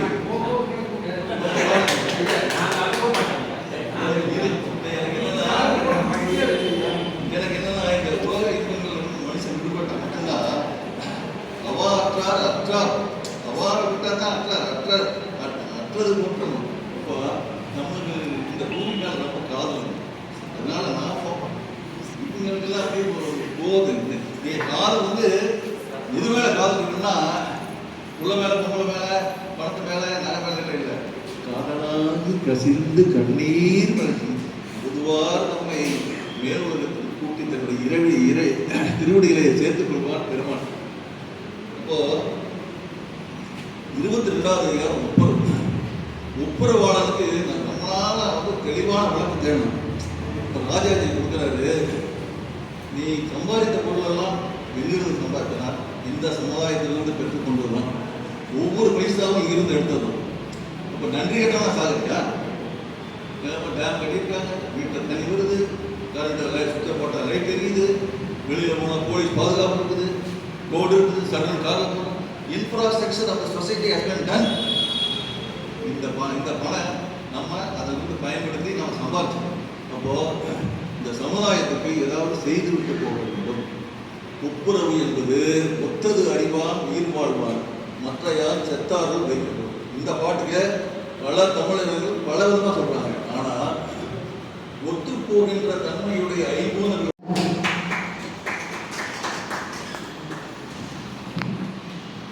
வாழ்க வள்ளுவம், வாழ்க தமிழ்மொழி, வளர்க தமிழ் இனம். தமிழ் இலக்கிய பண்ணையின் மணிமகுடங்களாக வீற்றிருக்கும் தமிழ்பால் காதல் கொண்டு பற்று கொண்டிருக்கும் அனைத்து ஆன்றோர்களுக்கும் சான்றோர்களுக்கும் இங்கு கவிதை வாசித்துவிட்டு அமர்ந்திருக்கும் என் உடன்பிறவா சகோதரர்களுக்கும் நிகழ்ச்சியை தொகுத்து வழங்கி கொண்டிருக்கும் மகேஸ்வரி அவர்களுக்கும் அருமையான பாடல்களை பாடி, ஏன்னா அவருக்கு நான் எப்பவுமே ரசிகை தான் அண்ணாக்கு. இந்த தொடர்ந்து ஒரு நல்ல ஒரு வாய்ப்பை வழங்கி கொண்டிருக்கும் இந்த தமிழ் இலக்கிய பண்ணைக்கு இங்கு வந்திருக்கக்கூடிய அனைவருக்கும் என்னுடைய முதற்கண் வணக்கத்தை தெரிவித்துக் கொள்கின்றேன். சமீப காலமாக பார்த்தீங்கன்னா ஒரு நல்ல நல்ல விஷயங்களை எல்லாம் கற்றுக்க, படிக்க, அதை தேர்ந்தெடுத்து பேசுவதற்கு எனக்கு நல்ல ஒரு களத்தை அமைத்து கொடுத்து கொண்டிருக்கின்றது இந்த தமிழ் இலக்கிய பண்ணை. பண்ணைனாவே அங்கே நீரூற்று போல பாதைகள் இருந்தால் தான் அந்த மரம் அங்கு விதைக்கப்படுகின்ற விதைகள் வந்து வளரும். இப்போ நாமெல்லாம் விதைகள். ஐயா அமைச்சு வச்சிருக்கிற இந்த தமிழ் இலக்கிய பண்ணையில் பேசக்கூடிய நபர்களின் வார்த்தைகளில் வரக்கூடிய சொற்கள் எல்லாம் நீரூற்று போல நமக்கு அமைந்து நம்மை செதுக்கி நம்மை ஒரு நல்ல மரமாக காய் கனி பூ இலை என்று தந்து கொண்டிருக்கும், எப்பொழுதுமே வாழ்ந்திருக்க கொண்டிருக்கும் மரமாக நம்மை நிலைநாட்ட இங்கே ஒரு அழகான பாதை வகுக்கப்பட்டு தொடர்ந்து அதில் பயணிக்கின்றோம் என்கின்ற போது மனதிற்கு மிகுந்த நிறைவு. முதலில் ஒரு நன்றி. என்னை ஈன்றவள் என்னை விட்டு பிரிந்தமைக்கு இங்கே ஒரு இரங்கல். அமைதியான ஒரு மௌன அஞ்சலி என்னுடைய அன்னைக்கு இன்று சொர்க்கவாசத்தின் மூலமாக சென்று சேர்வதற்கு நீங்கள் அனைவரும் செய்த அந்த மௌன அஞ்சலிக்கு என்னுடைய முதற்கண் நன்றியை தெரிவிக்கின்றேன். இப்பொழுது சங்க இலக்கியத்தில் ஆத்திச்சூடி, அது ஒரு ஆய்வு அப்படிங்கிற மாதிரியான தலைப்பை எனக்கு கொடுத்தே 2 மாதம் ஆச்சு. ஆனால் போன மாதம் தீபாவளி, அதனால நம்ம நடத்த முடியல. எனக்கு நிறைய 15 கீழ்கணக்கு நூல்களை பற்றி சமீபமாக ஆராய்ச்சி செய்து கொண்டிருக்கேன், படிச்சுக்கிட்டு இருக்கேன். அதில் முதல் திருக்குறள்னா அடுத்த ஆத்திச்சூடி. 15 கீழ்கணக்கு நூல்கள் அப்படிங்கிறதெல்லாம் பார்த்தீங்கன்னா 1 அடி 2 அடி 3 அடி 4 அடியில் முடிஞ்சிடும். 15 மேல் கணக்கு நூல்கள் அப்படிங்கிறதெல்லாம் பார்த்தீங்கன்னா ஒரு 7-8 வரி 10 வரிகளோட வரக்கூடிய 100 வெண்பாக்களை பாடல்களை கொண்டதாக அமைஞ்சிருக்கும். 15 கீழ்கணக்கு நூல்கள் எடுத்து பார்க்கும்போது எல்லா கொன்றை வேந்தன், நாலடியார், இந்த திருக்குறள், ஆத்திச்சூடி அனைத்திலுமே வந்து பார்த்தீங்கன்னா ஒரு தர்மம். இங்கே அண்ணா அஜந்தா அண்ணா பேசினாங்க, அறம் வந்து வளர்த்தணும் அப்படிங்கிறது. அப்புறம் சுந்தரராச அடிகளார் தொடங்கும் போதே சொன்னார், இந்த அவை வந்து ஒவ்வொரு மாதமும் ஒரு திருவாசகம், ஒரு திருக்குறளுக்காக பேசுங்க அப்படிங்கிற மாதிரிலாம் சொன்னார். ஏன் இதையெல்லாம் நம்ம இப்போ பேசணும்? இன்னைக்கு உலகம் வந்து இப்போ எல்லாரும் நம்ம நினைச்சு சொல்லிட்டு இருந்தோம் இல்லையா, மாறிட்டு இருக்கு. அந்த உலகத்தில் இளைய தலைமுறையினர் எல்லாத்தையும் வழிவகுத்து ஒரு நல்ல செயல்பாடுகளை அவங்கள கொண்டு போய் உட்கார வைக்கக்கூடிய ஒரு நல்ல வாய்ப்பு நமக்கு இறைவன் கொடுத்திருக்கிறான் அப்படின்னு தான் நான் நினைச்சேன். சங்க இலக்கியத்தில் ஆத்திச்சூடி இருந்ததா அப்படிங்கிற கேள்விக்கு பார்த்தீங்கன்னா, சங்க இலக்கியத்தில் ஆத்திச்சூடி இல்லை. ஆனால் சங்க இலக்கியத்தில் ஔவையார் இருந்தார், 12ஆம் நூற்றாண்டிலும் ஔவையார் இருந்தார். அப்போ இங்கே நம்ம ஒன்று தெளிவு செஞ்சுக்கணும். ஔவையார் அப்படிங்கிறது ஒருத்தர் கிடையாது, அந்த ஔவை குல தோன்றலில் வந்தவர்கள் எழுதி வைத்த பகுதி அது. ஆனால் 12ஆம் நூற்றாண்டுக்கு பிறகு வந்த ஔவையார் தான் ஆத்திச்சூடி, நாலடியார், கொன்றை வேந்தன் இது எல்லாத்தையும் எழுதுகிறாங்க. சங்க இலக்கியத்தில் இருந்தக்கூடிய ஔவையார்கள் நான் ஏற்கனவே ஒரு நிகழ்ச்சியில் வந்து இங்கே பேசியிருக்கேன். அந்த ஔவையார்கள் எப்படி இருந்தாங்க அப்படின்னா, ஆட்சி செய்து கொண்டிருக்கும் மன்னனை எதிர்த்து அந்த அவையில கேள்வி கேட்குற உரிமை பெற்றிருந்தார்கள். பார்த்துக்கங்க, பெண்களுக்கு எவ்வளோ பெரிய உண்மை அங்கே இருந்திருக்கு. இன்னைக்கு ஆண்கள் தரத்தில் நிறைய பேர் முறையிட்டு போனீங்க. ஆண்களாகட்டும் சரி, பெண்களாகட்டும் சரி, மனித உருவத்தில் கஷ்டப்படணும் தான் பூமியில விதி இருக்கு. அது ஆண் தினம் கொண்டாடுவதும் பெண் தினம் கொண்டாடுவதும் நம்முடைய குணத்தாலும் பண்பாலும் தான் நான் சொல்வேன். மனிதர் தினம்னு ஒன்று இருந்தாவே போதும். மனிதர்களுடைய இயல்பு தினம்னு ஒன்று இருந்தால் செய்யணும். ஒரு நெசவு எப்படி செய்யணும், ஒரு சமுதாயத்தில் ஒரு மனிதன் எப்படி நடக்கணும், அதோட உடற்கல்வி, மனக்கல்வி, முக்கியமாக மனதை கட்டுப்படுவதற்காகவும் ஒழுக்கத்திற்குமான கல்விகள்லாம் கற்றுக் கொடுக்கப்பட்டது. அப்போ ஔவையாருடைய ஆத்திச்சூடி அறம் செய்ய விரும்புன்னு தொடங்குறாங்க. அறம் செய்யுங்கிறாங்க. முதல் இதே என்ன சொல்றாங்கன்னா அறம் செய்ய விரும்பு. அவங்க என்ன சொல்றாங்க, நீ கட்டாயம் அறம் செய்யின்னு சொல்லல. ஔவையார் என்ன சொல்றாங்கன்னா அறம் செய்ய விரும்பு. ஒருத்தருக்கு உன்னிடம் இருக்கின்ற பொருளை இல்லாத ஒருவருக்கு கொடுத்து அறத்தை செய்ய பழகிக்கோ. முதல்ல விரும்பு, அதை நேசிங்கிறாங்க. முதல்ல அந்த காரியத்தை செய்ய அப்படின்னு ஔவையார் சொல்றாங்க. அதுல அறம் செய்ய விரும்பு, ஆறுவது சினம், மிகிழ்வது கரவையை, ஈவது விளக்குன்னு அப்படியே வந்துகிட்டே இருக்கு. ரெண்டாவது என்ன சொல்றாங்க தெரியுமா, ஆறுவது சினம்னு ஔவையார் சொல்றாங்க. கோபம் வரும்போது அமைதியா இருந்துருங்கிறாங்க. உன்னை எதிர்த்து யார் கேள்வி கேட்டாலும், உன்னை யார் எதிர்த்து சீண்டினாலும், உன்னை யார் நோகடித்தாலும் அந்த இடத்துல அமைதியா இருந்துருது. காலையில பேசும்போது சொன்னாங்க, நம்மளுக்கு எதிராக ஒருத்தன் பேசுறானா அந்த இடத்துல இருந்து நம்ம அமைதியா போய் உட்காந்துக்கிறது நல்லது. அப்படி இருந்து பாருங்களேன், உண்மையாலுமே ரொம்ப அமைதியா அந்த வாழ்க்கை. ஔவையார் அதுல நிறைய விஷயங்கள் சொல்றாங்க. சனி நீராடு, ஒரு குளிக்கிறது, சனிக்கிழமை நீராடு ஏன் ஆண்களுக்கு வைக்கிறாங்க, சனி நீராடு. எவ்வளவு ஞப்போல் வளை, அந்த எழுத்து எப்படி இருக்கோ அது போல வளைந்து கொடுத்து இந்த தன்மையில் அறத்தோடு வாழ வேண்டும் அப்படிங்கிறத நப்போல் வளை அப்படின்னு சொல்றாங்க. ஏன் இந்த நீதி நூல் ஔவையாரால் எழுதப்படுது அப்படின்னு அதை எடுத்து பார்த்தோம்னா, அந்த காலத்துல அந்த மாணவர்கள் திசை திரும்பி ஒரு வாழ்க்கையை அமைச்சுக்க கூடாது. ஏன்னா அண்டை நாட்டுக்காரர்கள் எல்லாம் படையெடுத்து சில இடங்களில் அங்கே இருக்கக்கூடிய சிறுமிகளை எல்லாம் எடுத்துகிட்டு போய் அவங்க ஊரில் இது பண்ணுறது, இங்கே இருக்கக்கூடிய சிறுவர்களை கொண்டு போய் அவங்க ஊர்களை அடிமைகளாக படுத்துறது அப்படிங்கிட்டு இருக்கும்போது ஔவையார் தர்மத்தை நிலைநாட்டுவதற்காக ஆத்திச்சூடியை எழுதுகிறாங்க. ஒற்றை வரியில் ஒரு உலகத்துக்கு நம்ம சொல்லிட முடியும் அப்படிங்கிற ஒரே வரியில் நம்ம சொல்லுவோம், நல்லா இருப்பா அப்படின்னு நம்ம சொல்லுவோம். நம்மளுக்கு 1000 கோபதாபங்கள் இருக்குது, நல்லா இருப்பா அப்படிங்கும் போது அந்த மனிதன் உண்மையாலுமே நல்லா இருந்துருவோம். ஏன்னா நீங்கள் இங்கே பேசப்படுகின்ற ஒவ்வொரு வார்த்தைகளும் நம்மளுடைய அலைபேசி ரெக்கார்ட் பண்ணுதோ இல்லையோ, பிரபஞ்சம் ரெக்கார்டு பண்ணிக்கிட்டே இருக்கும். நீ நல்லது செய்கிறது எல்லாம் அது நோட் பண்ணிக்கிட்டே இருக்கும். நீ கெட்டது பண்ணாலும் நோட் பண்ணிட்டு தான் இருக்கும். ஆனால் நல்லதுக்கு நல்லது கண்டிப்பாக நடக்கும், தீயதுக்கு நிச்சயம் நடக்கும். தீயதுக்கு உண்டான பலனும் கரணும், அதை கர்மான்னு சொல்லி வச்சுட்டாங்க. அப்போது ஔவையார் என்ன பண்ணுறாங்க, இந்த நீதி நூலை ஒற்றை வரியில் 109 வரிகளில் அழகாக கொண்டு வராங்க. அழகாக கொண்டு ஒவ்வொன்றும் விளக்கம் கொடுத்து, என்னன்னா ஒரு குழந்தைக்கு புரிய வைக்கணும் அப்படின்னா ஈரடி குறள் 1000 அர்த்தங்களை அழகாக சொல்லிட்டு இருக்கும்போது ஓரடியில் சுருக்கமாக எளிய தமிழில், அதுவும் எளிய தமிழுங்க, கிபி 12ஆம் நூற்றாண்டில் எளிய தமிழில் இருக்கு அந்த ஆத்திச்சூடி. நீங்கள் படிச்சு பாருங்க, எளிய தமிழில் இருக்கு. ஒவ்வொரு விஷயத்தையும் அழகாக கொண்டு வராங்க. இந்த ஆத்திச்சூடியை பாரதியார் படிக்கிறார். பாரதியார் படிக்கும்போது அவருக்கு ரொம்ப அடடா, ஔவையாருடைய ஆத்திச்சூடி மேல அவருக்கு அளவு கடந்த ஒரு மரியாதை. இத்தனை எளிமையா இந்த அம்மா இவ்வளோ அழகாக எழுதி வச்சிருக்காங்க. அங்க அறம் செய்ய விரும்பு அப்படின்னு சொன்னாங்க. இங்க இவரெல்லாம் சொல்றாரு, அச்சம் தவிர் ஆண்மை கொள் அப்படிங்கிறாரு.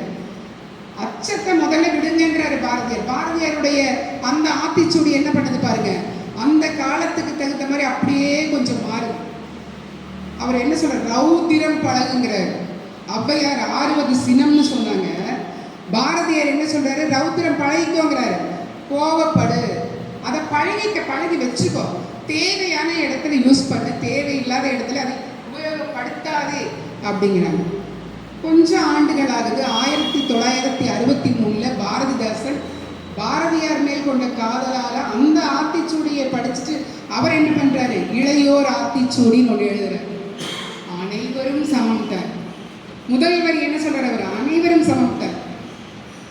அங்க எழுதுறாரு. ஒவ்வொரு ஔவையார் எழுதுறதுலேயே வந்துருது மகர வர்க்கம், உகர வர்க்கம், அகர வர்க்கம் அப்படின்னு லைனா எல்லாம் வந்துருது. ஒவ்வொரு சிறப்பாக அந்த ஆத்திச்சூடியில் அத்தனையும் வந்துருது.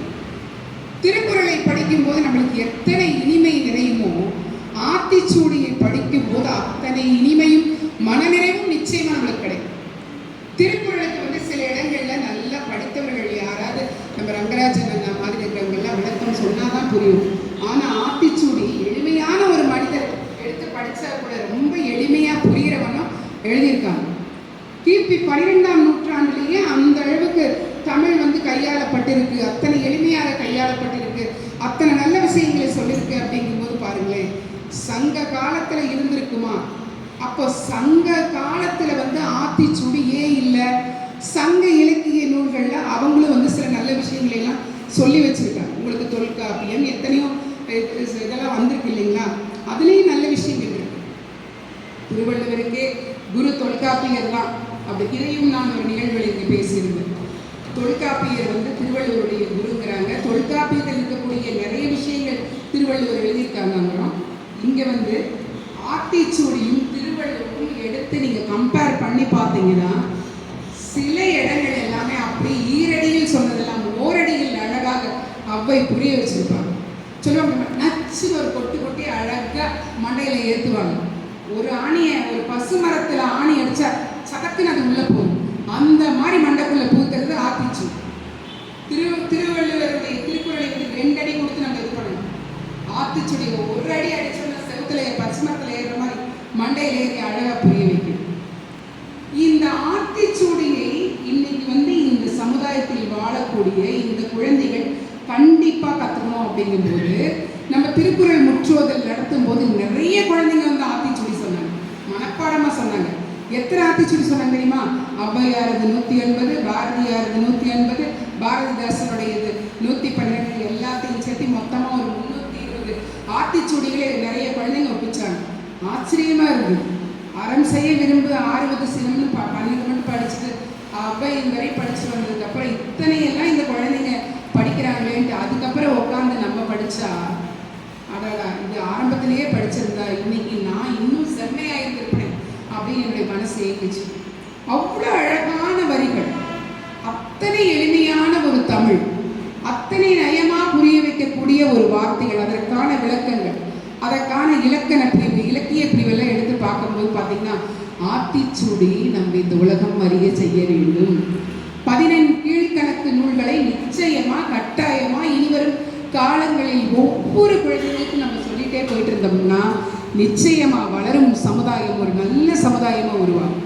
இன்னைக்கு நம்ம சொல்றோம் இல்லையா, என் குழந்தை வந்து சரியா வளரணும், எனக்கு பயம். ஏன்னா வீட்டுக்குள்ள இருக்கிற வரையும் எல்லா குழந்தைகளும் நல்ல குழந்தைங்க தான். வீட்டுக்கு வெளியில போயிடுச்சுன்னா அந்த குழந்தை என்ன பண்ணுதுன்னு பெற்றோர்கள் நம்ம யாராவது பார்த்துட்டு இருக்கிறோமா? தெரியாது. நம்ம குழந்தை என்ன பண்ணுதுன்னு பின்னாடியே போனாதான் தெரியும். வீட்டுக்குள்ள இருக்கிறவரை இந்த குழந்தை வந்து என் குழந்தை தங்கம், என் குழந்தை வைரம்னு தான் நம்ம பேசுவோம். அது வைரமா இருக்கா இரும்பா இருக்குது வெளியில தான் நம்மளுக்கு தெரியும்.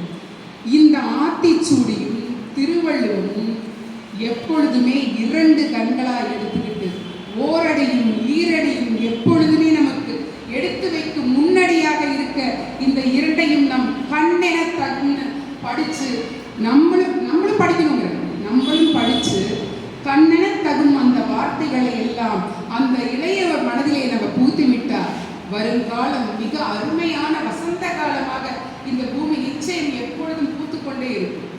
இங்கு வந்து களவுக்கோ கொள்ளையடிக்கிறதுக்கோ இல்லை பொய்மை பேசுறதுக்கோ எதுக்குமே வாய்ப்பே இருக்காது. அவ்வளோ அழகிய நல்ல விஷயங்கள். ஆத்திச்சூடியை பற்றி பேசுறதுக்கு ஏதாவது ஒரு நாள் இருந்தால் இந்த 1 மணி நேரம் நீங்கள் பாருங்க எனக்கு கண்டிப்பாக கொடுங்கய்யா. ஏன்னா அவ்வளோ விஷயங்கள் அது ஆத்திச்சூடி அந்த விளக்கங்கள் வந்தது.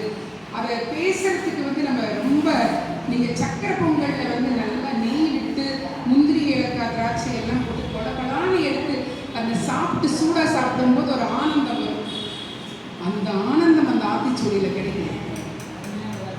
இல்லை பிள்ளைங்க அவ்வளோ நல்ல அந்த ஆத்திச்சூடியில் இருக்கு. கண்டிப்பா அடுத்த மீட்டிங்க்கு ஏன்னா நான் உண்மையை உட்காந்து படிச்ச போது கண்டிப்பா உட்காந்து படிச்சுட்டு இருக்கும்போது இப்போ எங்கள் அம்மா கூட அந்த ஒரு நிகழ்ச்சி கூட சொல்ல பாருங்க. அம்மா இருந்து என்னுடைய தம்பி வர்றதுக்காக அந்த உடலை நாங்கள் கண்ணாடி பெட்டியில் வச்சு நாங்கள் உட்காந்துட்டு இருந்தோம். 3 நாட்கள் எங்களோட அம்மா இருந்தாங்க. அந்த சமயத்தில்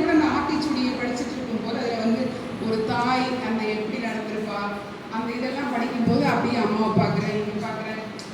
இந்த நேரத்தில் கூட நம்மளுக்கு நம்ம படிக்கிறோம், திருவள்ளுவத்தை படிக்கிறோம், அதில் இருக்கக்கூடிய நீத்தார் பெரும் அதை படித்தாங்க உட்காந்து. எங்கள் வீட்டில் எல்லாம் உட்காந்து கருட புராணம் உழுது படித்தாங்க. கருட புராணத்தை படிக்கணும் இறந்த வீட்டில் இல்லை. நான் நீத்தார் பெருமையை படித்தேன். என் தம்பின்னு சொன்னான், நீத்தார் பெருமையே படிப்பேன்.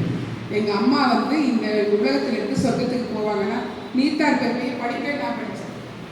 அந்த 10 அதிகாரங்களை படிக்கும்போது என் மனம் ரொம்ப சந்தோஷமாக இருந்தது. ஏன்னா 25ஆம் தேதி இறக்குறாங்க, 5ஆம் தேதி நான் உலக சாதனை நிகழ்வு பண்ணுறேன். அம்மா தான் அது குத்து விளக்கு ஏற்றி துவங்கி வச்சு, தெரியும் அண்ணாக்கு, குத்து விளக்கு ஏற்றி துவங்கி வச்சு அந்த நிகழ்ச்சியை சிறப்பாக சந்தோஷமாக இது கொண்டாடி இருக்காங்க. அப்படிங்கும்போது மனதுக்கு அவ்வளோ தெரியும்.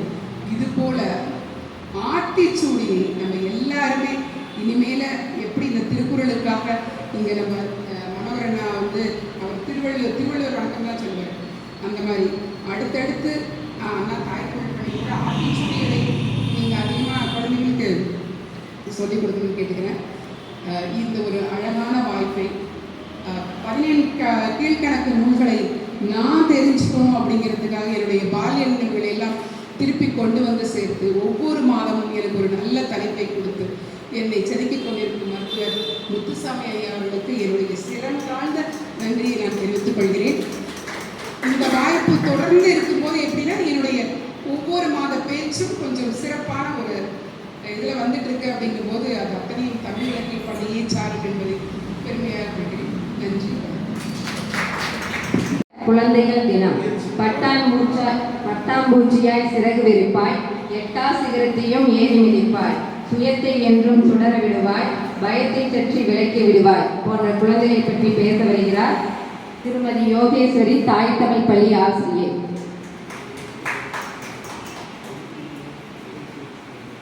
அனைவருக்கும் வணக்கம். தமிழ் இலக்கிய பண்ணைக்கு வருகை தந்திருக்கும் சான்றோர்களுக்கும் வரலாற்று பெருமை மிக்க எனது அன்னை தமிழுக்கும் முதற்கண் வணக்கத்தை தெரிவித்துக் கொள்கிறேன். நவம்பர் 14 குழந்தைகள் தினமாக கொண்டாடப்படுகிறது. சிறகை விரித்து பறக்கும் சிட்டுக்குருவி போல நம் குழந்தைகள், துள்ளி திரியும் பட்டாம்பூச்சிகளே, நாளை சிம்மாசனத்திற்கு சொந்தக்காரர்களே, இதோ மலர்ந்து விட்டது உங்களுக்கான குழந்தைகள் தினம். கள்ளமில்லா சிரிப்பிலே நெஞ்சை நெகிழ வைக்கும் செல்ல குழந்தைகளை, பண்டித ஜவஹர்லால் நேரு அவர்களின் பிறந்த நாளை குழந்தைகள் தினமாக கொண்டாடப்படுகிறது. நாளைய உலகை ஆளப்போகும் குழந்தைகளை கொண்டாடவும், அவர்களுக்கு தேவையான கல்வி மற்றும் அனைத்து உரிமைகளை பெற்றுத்தரவும் குழந்தைகள் தினம் கொண்டாடப்படுகிறது. இன்றைய குழந்தைகள் தான் நாளைய உலகை ஆளப்போகிறார்கள். குழந்தைகள் தோட்டத்தில் உள்ள மொட்டுக்கள் போன்றவர்கள். அவர்களை அன்பாகவும் பணிவாகவும் நடத்த வேண்டும் என்பது நம் நேருவின் பொன்மொழி.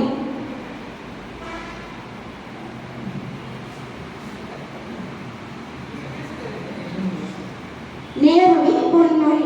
குழந்தைகள் நாட்டின் எதிர்காலம் என்பதால் அவர்களுக்கு தேவையான கல்வி மற்றும் அனைத்து வசதிகள் கிடைப்பதை உறுதி செய்தல் வேண்டும். குழந்தைகளது உடல் மற்றும் மனநலனை பேணுதல் அவசியம்.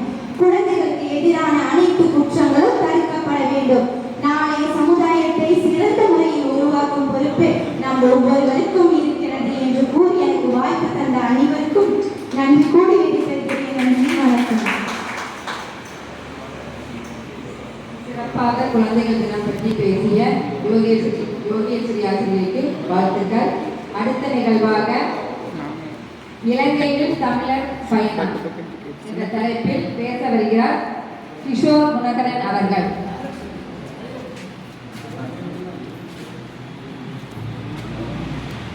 தம்பி கிஷோர் அவையோருக்கு வணக்கம், திருத்தூர் வணக்கம். தம்பி கிஷோர் அவர்கள் அவர் இலங்கையிலேருந்து வந்திருக்காருங்க. அங்கே வந்து பள்ளி படிப்பு நமக்கு வந்து 10 +1 +2 12 வருடம் நாம் பள்ளி படிப்பை படிப்போம். அங்கே வந்து 13ங்க பள்ளி படிப்புங்கிறது 13ஆம் வருடம் இருக்குது. அதுக்கப்புறம் கல்லூரிக்கு போகணும். அங்கே கல்லூரிக்கு விண்ணப்பிச்சார்.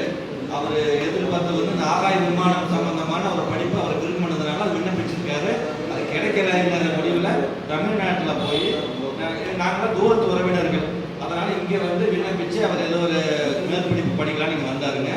இங்கே வந்து இருக்கும்போது அங்கே அவங்களுக்கு கல்லூரியில் இடம் கிடைச்ச சீக்கிரம் தகவல் வந்துடுச்சு. அதனால் அவர் 24ஆம் தேதி திரும்பி போகிறார். அதுக்குள்ளே இதெல்லாம் இலக்கிய அமைப்பு இருக்குன்னு சொன்னேன். அப்படின்னு என்னன்னு தெரியாது அப்படின்னாரு. ஏன்னா அவங்கெல்லாம் வந்து தேயிலை தோட்ட தொழிலாளர்கள் மலைப்பகுதியில் இருக்கிறதுனால அந்த இலக்கியம் என்பது மிக அரிதான ஒன்று. அது இல்லாமல் புத்தகங்கள் எல்லாம் 2000 ரூபா 3000 ரூபா ரொம்ப விலை உயர்ந்த புத்தகங்கள்.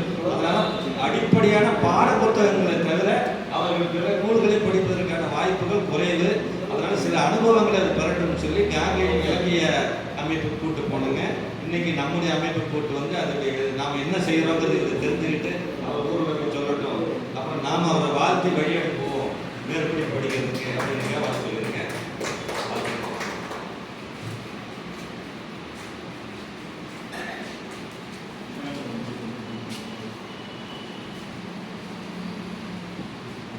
அனைவருக்கும் என் இனிய வணக்கங்களை தெரிவித்துக் கொள்கிறேன்.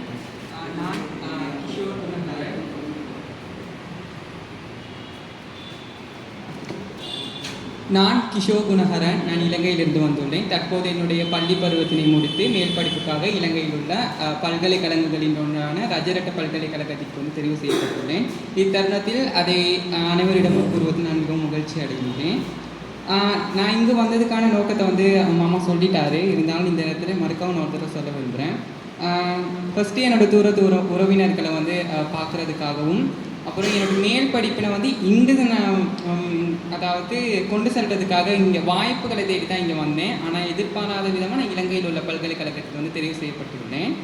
அது மட்டுமின்றி இத்தருணத்தில் இலங்கையில் உள்ள தமிழர்கள், அங்கே உள்ள தமிழர்களோட வாழ்க்கை வரலாறு அதை பற்றியோ அல்லது அவங்க எப்படி அங்கே இருக்கிறாங்க அதை பற்றி கூறுறதுல நான் ரொம்ப மகிழ்ச்சி அடைகிறேன். நான் சிறுவனாக இருக்கும்போது என்னுடைய பெற்றோர்கள், என்னுடைய தாத்தா பாட்டி அவர்கள்லாம் தமிழர்களுக்கு எதிரான அந்த சர்ச்சைகளை பற்றி கூறியுள்ளார்கள். தற்போது காணப்படுகின்ற நிலைமைகளை பொறுத்த மட்டும் அது போன்ற சர்ச்சைகள் எதுவும் பெரும்பான்மையாக இடம்பெறுவதில்லை. ஏனெனில் அவங்களுக்கே தெரியும், அவங்க வந்து சிங்களீஸ் இருக்கிறாங்க, முஸ்லீம்ஸ் அண்ட் கிறிஸ்டியன்ஸ், இந்து எல்லாமே இருக்கிறோம். எல்லாமே அங்கே வந்து சமம் அப்படின்ற ஒரு நோக்கில் தான் எல்லாமே வந்து இருக்கிறாங்க. ஸோ அதனால் தமிழர்களுக்கு எதிரான ஒரு சர்ச்சை வந்து ஆரம்ப காலத்தில் இருந்தது தான். நான் பிறக்கிறதுக்கு முன்னுக்கு நான் 2005 பிறந்தேன். அதுக்கு முன்னுக்கெல்லாம் இருந்தது தான். நான் இருக்கிற பிரதேசங்கள்லையும் கூட அது போன்ற சர்ச்சைகள்லாம் நடைபெற்றிருக்கிறது. என்னுடைய பெற்றோர்கள் அவங்களாம் கொஞ்சம் பயந்து இருந்திருக்கிறாங்க, அதெல்லாம் சொல்லியிருக்கிறாங்க, நானும் அதெல்லாம் கேள்விப்பட்டிருக்கேன். பட் இப்போ இருக்கிற காலகட்டத்தில் பார்க்கும்போது அந்த மாதிரியான எதுவுமே இல்லை. அதை நான் இந்த இடத்துல வந்து தெரிவித்து கொள்கிறேன். மற்றொன்று, இலங்கையில் வந்து பல்கலைக்கழகங்களுக்கு தெரிவு செய்யப்படுற பட்டியலில் வந்து தமிழர்கள் தான் வந்து, அதாவது என்னை போன்ற மாணவர்கள், தமிழ் மாணவர்கள் தான் அதிகளவு பல்கலைக்கழகங்களுக்கு வந்து தெரிவு செய்யப்படுகின்றார்கள். அனைத்து துறைகளிலும், மருத்துவத்துறையாக இருக்கட்டும், ஏனைய அனைத்து துறைகளிலுமே நான் மலையக பிரதேசத்தில் தான் வசிக்கின்றேன். ஸோ அங்கேருந்து அனைத்து பல்கலைக்கழகங்களுக்கும் வந்து தமிழ் மாணவர்கள் வந்து அதிக அளவிலான எண்ணிக்கையில் வந்து செலக்ட் ஆகுறாங்க. ஸோ இந்த டைமில் அதை பற்றி கூறுறதுல நான் ரொம்ப பெருமிதம் கொள்கிறேன், அதை பற்றி சொல்கிறேன். அதுக்கப்புறம் ஸ்ரீலங்கா பொறுத்த மட்டும் பிரதான கைத்தொழிலாக இருக்கிறது வந்து தேயிலை கைத்தொழிலாக தான் இருக்குது. இப்போ நீங்கள் மலையக பிரதேசத்துக்கு வந்தீங்கன்னா பெரும்பாலான மக்கள், தமிழ் மக்களாக இருக்கட்டும், சிங்களீஸாக இருக்கட்டும், எல்லாருமே தேயிலை தோட்டத்துக்கு தான் வேலைக்கு போவாங்க, தேயிலை தொழிலாளிகளாக தான் இருக்கிறாங்க. இலங்கையிலிருந்து ஏற்றுமதி செய்யப்படுற தேயிலை தூள்ன்ற அளவு, அதாவது தேயிலை கைத்தொழில் வந்து மலையக பிரதேசத்தில் வந்து ரொம்ப கொஞ்சம் பிரசித்தி பெற்றிருக்குது. ஏன்னா அங்கே தான் வந்து தேயிலைன்ற அளவு வந்து அதிகமாக இருக்குது. அது மட்டும் இல்லாமல் இலங்கையில் மிக முக்கியமான தேயிலை ஆராய்ச்சி நிலையம் வந்து நான் இருக்கிற மலையக பிரதேசத்தில் தான் இருக்குது. அங்கேயும் எல்லாமே தமிழர்கள் தான் இருக்கிறாங்க. ஸோ இலங்கையிலிருந்து உற்பத்தி செய்யப்படுற தேயிலைன்ற அளவை வந்து ஏனைய பிரதேசங்களோட ஒப்பிட்டு பார்க்கையில் வந்து நான் வாழ்கின்ற பிரதேசத்தில் வந்து அதிக அளவிலான தேயிலை கைத்தொழில் வந்து தமிழர்கள் மூலம் வளர்ச்சி அடைந்துள்ளது. அதனால் இந்த இடத்துல அது கூடுதலையும் மகிழ்ச்சி அடைகின்றேன். இறுதியாக இந்த வாய்ப்பினை அளித்தமைக்காக மனோகர் ஐயா அவர்களுக்கும் மருத்துவர் ஐயா அவர்களுக்கும் இத்தருணத்தில் நன்றிகளை தெரிவித்துக் கொண்டு சபையில் அமர்ந்திருக்கும் தமிழ் பண்ணி சபையினர் அனைவருக்கும் இத்தருணத்தில் நன்றிகளை தெரிவித்துக் கொண்டு என்னுடைய உரையை நன்றி, வணக்கம்.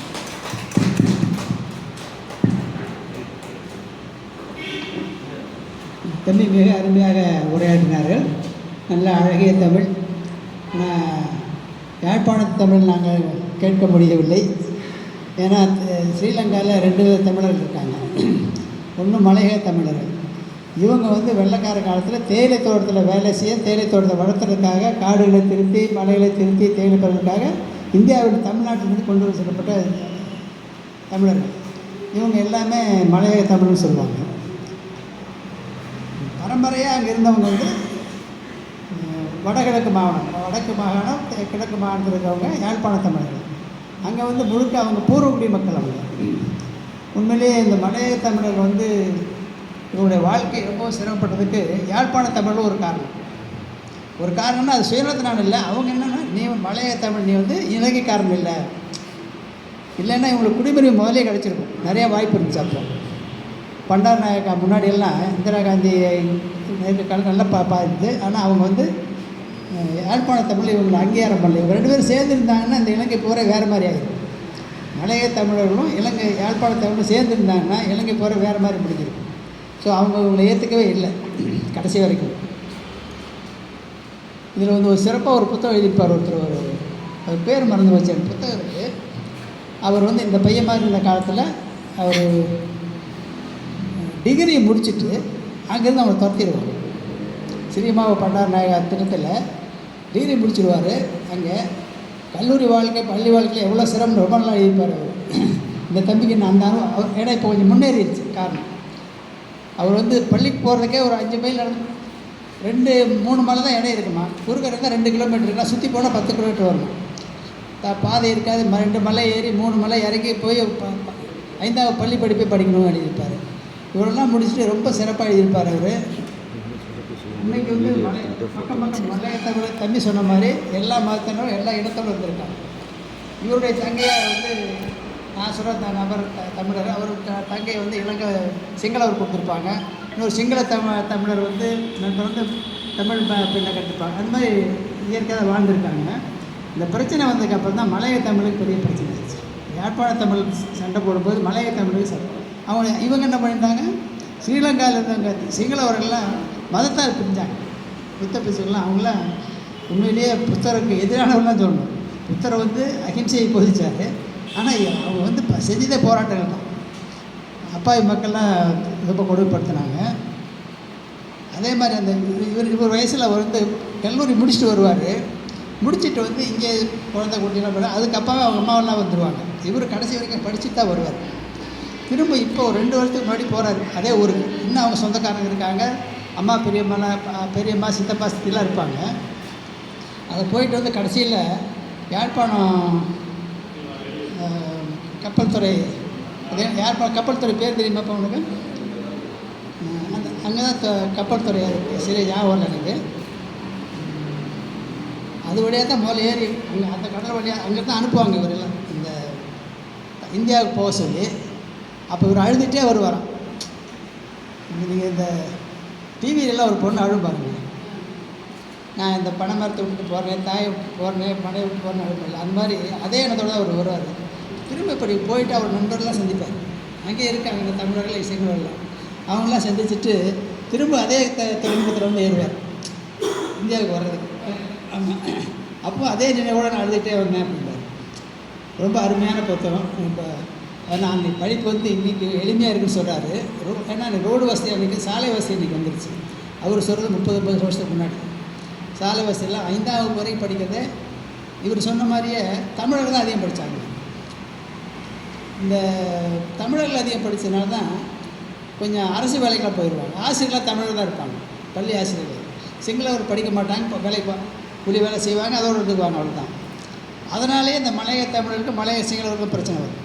ஏன்னா நம்ம விட்டு படிக்காமல் போய் வாத்தியார் வேலைக்கு போயிட்டானே அப்படின்னு. அரசு பணிங்கிறது பெரிய வேலை இல்லையா? அதே மாதிரி தான் யாழ்ப்பாண தமிழர்களுக்கும் சிங்களவருக்கும் அந்த ஈவோ வந்தது காரணமே, நான் வந்து 64-65 சிங்களப்பா இலங்கைக்கு போனேன் இந்த பிரச்சனைலாம் வரதுக்கு முன்னாடி. அங்கே அரசு ஆள்பவர்கள் வந்து பெரும்பாலும் சிங்களவர்களாக இருப்பாங்க. ஆனால் நிறைய எம்பிகள் இருப்பாங்க, அமைச்சர்கள்லாம் இருப்பாங்க. அரசு அதிகாரிகள் வந்து யாழ்ப்பாண தமிழர்கள் தான் இருப்பாங்க. என்னுடைய ஒரு நண்பருக்கு அண்ணன் வந்து அவர் சீஃப் இன்ஜினியர், ஸ்ரீலங்காவோட சீஃப் இன்ஜினியர். அந்த மாதிரி பொசிஷன் எல்லோரும் அவங்க தான் இருந்தாங்க. சிலங்களவர் படிக்கலை, வேலைக்கு போகல, கொஞ்சம் ஆனால் அவருடைய வாய்ப்புகள் இருந்திருக்காது, சோம்பேறியாக இருந்திருப்பாங்க. அதனாலே இந்த யாழ்ப்பாண தலைமையில் ஒரு நிலைக்கு வரும்போது தமிழர்கள்லாம் வேலை கொடுக்க நிறுத்திட்டாங்க. இந்த வேலை கொடுக்க நிறுத்துறதுக்கு அப்புறம் தான் இவங்களுக்கு பிரச்சனையே வரும். அதை ஒப்பிட்டு சொல்லுவாங்க, யாழ்ப்பாண தமிழர்கள் இந்தியாவினுடைய பிராமணர்கள் போல அப்படிங்க. அந்தளவுக்கு படிச்சிருப்பாங்க. நீங்கள் எப்படி இந்தியாவில் ஒப்பீட்டெல்லாம் குறைவாக இருந்தாலும் பிராமணர்கள் படிச்சுட்டு வேலைக்கு போய் அந்த வாய்ப்பு கிடைச்சா, அது மாதிரி அவங்க வாய்ப்பு கிடைச்சதுனாலேயே சிங்களவர்கள் இவங்களாம் வெறுத்தாங்கன்னு சொல்லுவாங்க. அவரெல்லாம் நான் போகும்போது தான் அந்த குடும்பத்துலலாம் அன்றைக்கி தமிழ் குடும்பம், அவங்க வீட்டில் பேசுகிறதே ஆங்கிலம் தான். யாழ்ப்பாண தமிழர்கள் ஆங்கிலம் தான் பேசுவாங்க, அவங்க தாய்மொழி மாதிரி ஆக்கிடுவாங்க. அவங்க குழந்தைங்க ஒரு 5 வயசு 6 வயசு 7 வயசு மட்டும் பையங்க, அந்த பசங்களுக்கு அப்போ தான் தமிழ் சொல்லித்தரேன்றாங்க. அவங்ககிட்ட என்ன சொல்கிறாங்கன்னா, நாங்கள் இப்போ தான் உங்களுக்கு தமிழ் சொல்லித்தரோம், எங்களுடைய தமிழ் அடையாளம் வேணுங்கிறது இப்போ தான் எங்களுக்கு தெரியுது, இது வரைக்கும் எங்களுக்கு ஆங்கிலம் தான் சொல்லிட்டு பேசிட்டு இருந்தோம் அப்படின்னா. இப்போ அந்த மாதிரி கல்விகளில் ரொம்ப சிறந்திருந்தாங்க நம்ம தமிழர்கள். அதே மாதிரி மலையக தமிழ் அது மாதிரி தான் இருந்தாங்க. எல்லாம் நிறைய படிச்சிருக்காங்க, அவ்வளோ சிரமப்பட்டு படிச்சிருக்காங்க. கல்லூரிக்கு போகிறதுங்கிறது சாதாரண விஷயம் இல்லை. அங்கே போய் கண்டி, திருகோணமலை இந்த மாதிரி 4-5 இடத்துல கல்லூரி இருக்குது. 3 ஆண்டு அவங்க 3 ஆண்டு 2 ஆண்டு கல்லூரி படிப்பு 4 ஆண்டு. அது ஏறக்குறைய அந்த நம்ம பிஜி பண்ணுற மாதிரி வச்சுருப்பாங்க.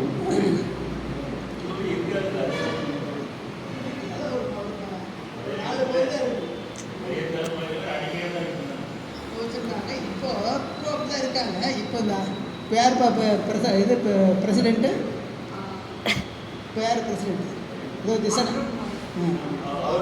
அவர் வந்ததுக்கப்புறம் அவர் வந்ததுக்கு என்னாச்சுன்னா, இவரே தமிழ் வெறுப்புணர்வு அதிகமாக இருந்தவர் எதிர்கட்சியாக இருக்கும். அவர் தான் அவர் புத்தகங்களில் தீவிரவாதி அவர். இவர் அதுக்கப்புறம் இந்த ராஜபக்ஷ இவங்கெல்லாம் எல்லாம் பொருளாதாரம் கட்டதுக்கு அப்புறம் தான் இவர் கொஞ்சம் மாறிட்டார். இவர் கொஞ்சம் பொது உடைமைவாதி, ஆனால் புத்தகத்தில் ரொம்ப தீவிரவாதமாக இருந்தது. இப்போ கொஞ்சம் மாறி தமிழர்கள்லாம் சலுகை கிடைக்குது. அதுக்கு முன்னாடியே நிறைய வளர்ச்சி வந்துருச்சு. 40 வருஷம் நிறைய வளர்ச்சி வந்துருச்சு. ரொம்ப மகிழ்ச்சி. இந்த சிறப்பாக பேசியிருக்கேன், ரொம்ப மகிழ்ச்சி. வாழ்த்துக்கள். கிஷோர் குணகரன் அவர்களுக்கு சிறப்பு செய்யும் நிகழ்வு நடைபெறுகிறது. தமிழ் இலக்கிய பணியின் தலைவர் மருத்துவர் திரு சு. முத்துசாமி ஐயா அவர்கள் பொன்னாடை போர்த்தி மகிழ்கிறார். அடுத்ததாக திரு அஜந்த நாராயணசாமி அவர்கள் நூல் வழங்குகிறார். பாரத் ரேடர்ஸ் தலைவர் மோகன்ராம் ஐயா அவர்கள் நூல் வழங்குகிறார். தமிழ்நாடு தமிழ்ச்சங்கம் தலைவர் திரு தங்கவேல் ஐயா அவர்கள் நூல் வழங்குகிறார். மக்கள் மாமன்ற ஒருங்கிணைப்பாளர் தனலட்சுமி மணியம் அவர்கள் நூல் வழங்குகிறார்.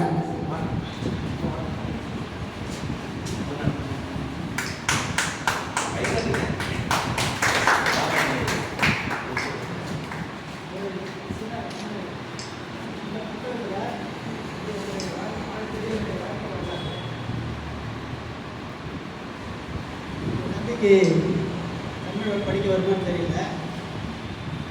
நான் ஏன் இலக்கியம் பற்றி இவ்வளோ தெரிஞ்சு வச்சுருக்கேன்னா, ஒன்று என்னுடைய இயற்கையான ஆர்வம் வரலாற்று. 2வது அதோட முக்கியமானது, என்னுடைய பெற்றோர்கள் நான் பிறப்பதற்கு முன்னாலேயே மலைய தமிழர்களாக இங்கே சாப்பாட்டுக்கு இல்லாமல் மலையத்தளம் சென்று விட்டு அவங்களால் தாக்கு பிடிக்க முடியாமல் அட்டைப்பூச்சி, சாப்பாடு இருக்காது, குளிர், இத்தனை பிரச்சனை அவ்வளோ தாங்க முடியாது. 6 மாதம் கழிச்சு திருப்பி இந்தியாவுக்கு வந்துட்டாங்க. அதை பற்றி நான் இந்த நூலில் பதிவு பண்ணியிருக்கேன். அதனால் நான் ஸ்ரீலங்கா பற்றி ஒரு தெரியாத விளக்க சொல்லுவேன். கண்டிப்பாக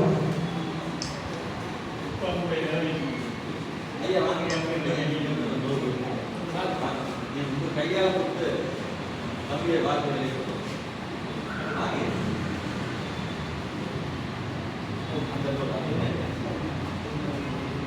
இந்த நூலை 2000 ரூபா வரையும்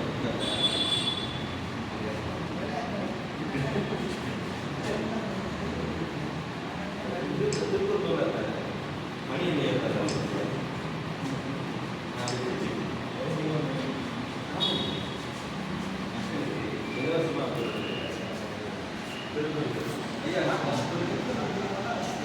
ஆமாங்க, நான் படிக்கிறேன். இந்த மணி ஐயா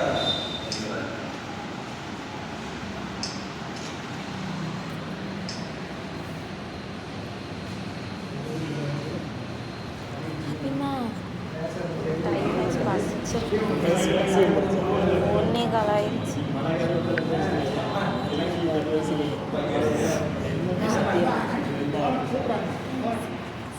வாழ்த்துக்கள்.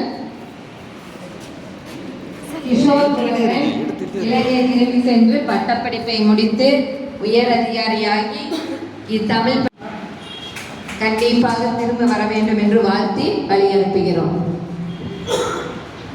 அடுத்த நிகழ்வாக நன்றியுரை தமிழ்நாடு தமிழ்ச்சங்கம் தலைவர் திரு தங்கவேலு ஐயா அவர்களை வரவேற்கிறோம்.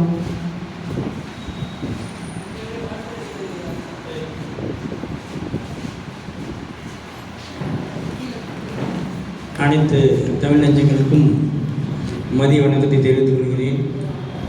பசியோடு இருக்கக்கூடியவர்கள் நீங்கள் பேசினால் எதுவும் உங்கள் காதில் விடாது, இருந்தாலும் கொஞ்சம் பொறுத்தருங்கள்.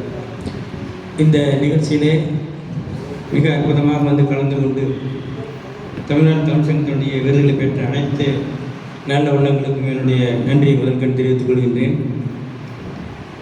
அதற்கு உறுதுணையாக இருந்தவர்கள் நம்முடைய காவலர் அவர்கள், மருத்துவர் ஐயா அவர்கள், மோகன்ராம் ஐயா அவர்கள். செய்தி கேள்விப்பட்ட உடனே 6 மணிக்கு வந்தார் ஆஸ்பத்திரிக்கு. அவங்க குடும்பமே வந்துருச்சு. குடும்பமே வந்து சாயந்தரம் வரைக்கும் இருந்து வேல் நேரத்து வரைக்கும் பக்கத்தில் இருந்து உதவி செஞ்சாங்க. இந்த மாதிரி எல்லோரும் உதவி செஞ்சுக்காட்டு இன்றைக்கி அந்த பையன் இங்கே உட்காந்துருக்கிறான். இதுக்கெல்லாம் காரணம் என்னென்னா, இந்த மாதிரி தமிழ் சங்கத்தில் நம்ம பழகினதுனால, தமிழ் அன்பர்களுடைய அன்பு எனக்கு கிடைச்சதுனால இது சாத்தியமாகிறது. ஆகவே தமிழ் என்றைக்கும் தோற்காது, தமிழ் மொழி என்றும் வென்று கொண்டே இருக்கும் என்று இந்த நேரத்தில் தெரிவித்துக் கொண்டு, இந்திராணி அவர்கள் ஒரு கிளி வளர்த்தாங்க மேலோகத்தில், இந்திரனுடைய சம்சார். அந்த கிளி வந்து என்னாச்சு, வயசாகி போச்சு, சாகிற நிலைமைக்கு வந்துருச்சு. இந்த அம்மா இருந்துக்கிட்டு ஐயோ இந்த கிளி சாகரமாக இருக்கேன்னு இந்திரன்கிட்ட சொல்ல, இந்திரன் வந்து இதை என்னால் காப்பாற்ற முடியாது, நம்ம பிரம்மாட்ட கேட்குறேன் அப்படின்னு சொல்லி பிரம்மாட்ட போகிறாரு. பிரம்மாட்ட போனதையுமே பிரம்மா சொல்கிறாரு, இது நான் படைக்கிற தொழில் தான், காக்கிற தொழில் வந்து இவர்கிட்ட இருக்குது, விஷ்ணுகிட்ட இருக்குது அப்படின்னு. விஷ்ணுகிட்ட போய் கேட்கலான்ட்டு இவங்க 2 பேரும் விஷ்ணுகிட்ட போகிறாங்க. விஷ்ணுகிட்ட போய் கேட்குறாங்க. விஷ்ணு இருந்துக்கிட்டு என்னது வந்து காக்கிற தொழில் மட்டும்தான், இதை என்னால் செய்ய முடியாது, அழிக்கிற தொழில் சிவன்கிட்ட இருக்குது, அதனால் நம்ம சிவன்கிட்ட போய் கேட்கலான்னு நான் இந்த 3-4 பேர் போகிறாங்க. 3 பேர் போயிடறாங்க. சிவன்கிட்ட போய் கேட்குறாங்க. சிவன் கேட்டு அது என்னென்னு தான், ஆனால் அந்த டிபார்ட்மெண்ட்டு நம்ம அந்த அலுவலகத்தை வந்து யமன்தர்மன்கிட்ட சொல்லிட்டேன், அவன் தான் அதுக்கு பொறுப்பானவன், அதனால் அவங்ககிட்ட தான் போய் கேட்கணும். 4 பேர் சேர்ந்து யமதர்மன்கிட்ட போகிறாங்க. இப்போ இந்த இந்திரன், பிரம்மா, விஷ்ணு, சிவன், யமதர்மன் எல்லோரும் சேர்ந்து அந்த யமதர்மன் பேசிகிட்டு இருக்கிறாங்க. பேசிட்டு போது அப்படிங்களா, சரி நான் இந்த சீட்டு வந்து அந்த ரூமில் தான் இருக்குது, அந்த கிளியோட சீட்டு, அதை போய் பார்க்கலாம், என்ன நடக்குதுன்னு போய் பார்க்கலான்னு போய் போகிறாங்கல்ல. இந்த 5 பேர் உள்ளே போய் போகிறாங்க. அப்படி அந்த 5 பேர் உள்ளே போகும்போது அந்த சீட்டு கீழே விழுகுது. சீட்டு கீழே விழுந்துச்சு. எடுத்து படித்து பார்க்குறாங்க. இந்த 5 பேருக்கு வந்து இந்த சீட்டை பார்க்கும் பொழுது அந்த கிளி இறந்து விடும் அப்படின்னு எழுதியிருக்குது. இந்த 5 பேர் வந்து சீட்டை பார்த்தா அந்த கிளி இறந்து விடும் சொல்லி எழுதியிருக்குது. அப்போ கிளி இறந்துருச்சு. அதனால் நம்மளுடைய வாழ்க்கை வந்து யார்கிட்ட எங்கே எப்போ எதுன்னு சொல்ல முடியாது. நம்ம நல்லது செய்ய போனாலும் கூட அது தீமையாக முடியுது. அந்த மாதிரி எந்த இடத்துல எந்த நல்லதை செய்ய வேண்டும், எந்த இடத்துல அந்த தீமை இல்லாமல் இருக்குன்னு பார்த்து நாம் போக முடியாது. ஏன்னா படைத்தவனவன், அவனுடைய வழிதான் நம்ம நடக்கணும். அப்படித்தான் இந்த நாடு போயிட்டுருக்கு, இந்த உலகம் போயிட்டுருக்கு. ஆகவே இறைவன் நன்றி ஓரிடம் அசையாது என்கிற அந்த தத்துவம் உண்மை என்பதை இந்த கதை மூலம் தெரிவித்து என்னுடைய உரையை கூட்டிய அனைவருக்கும் நன்றி.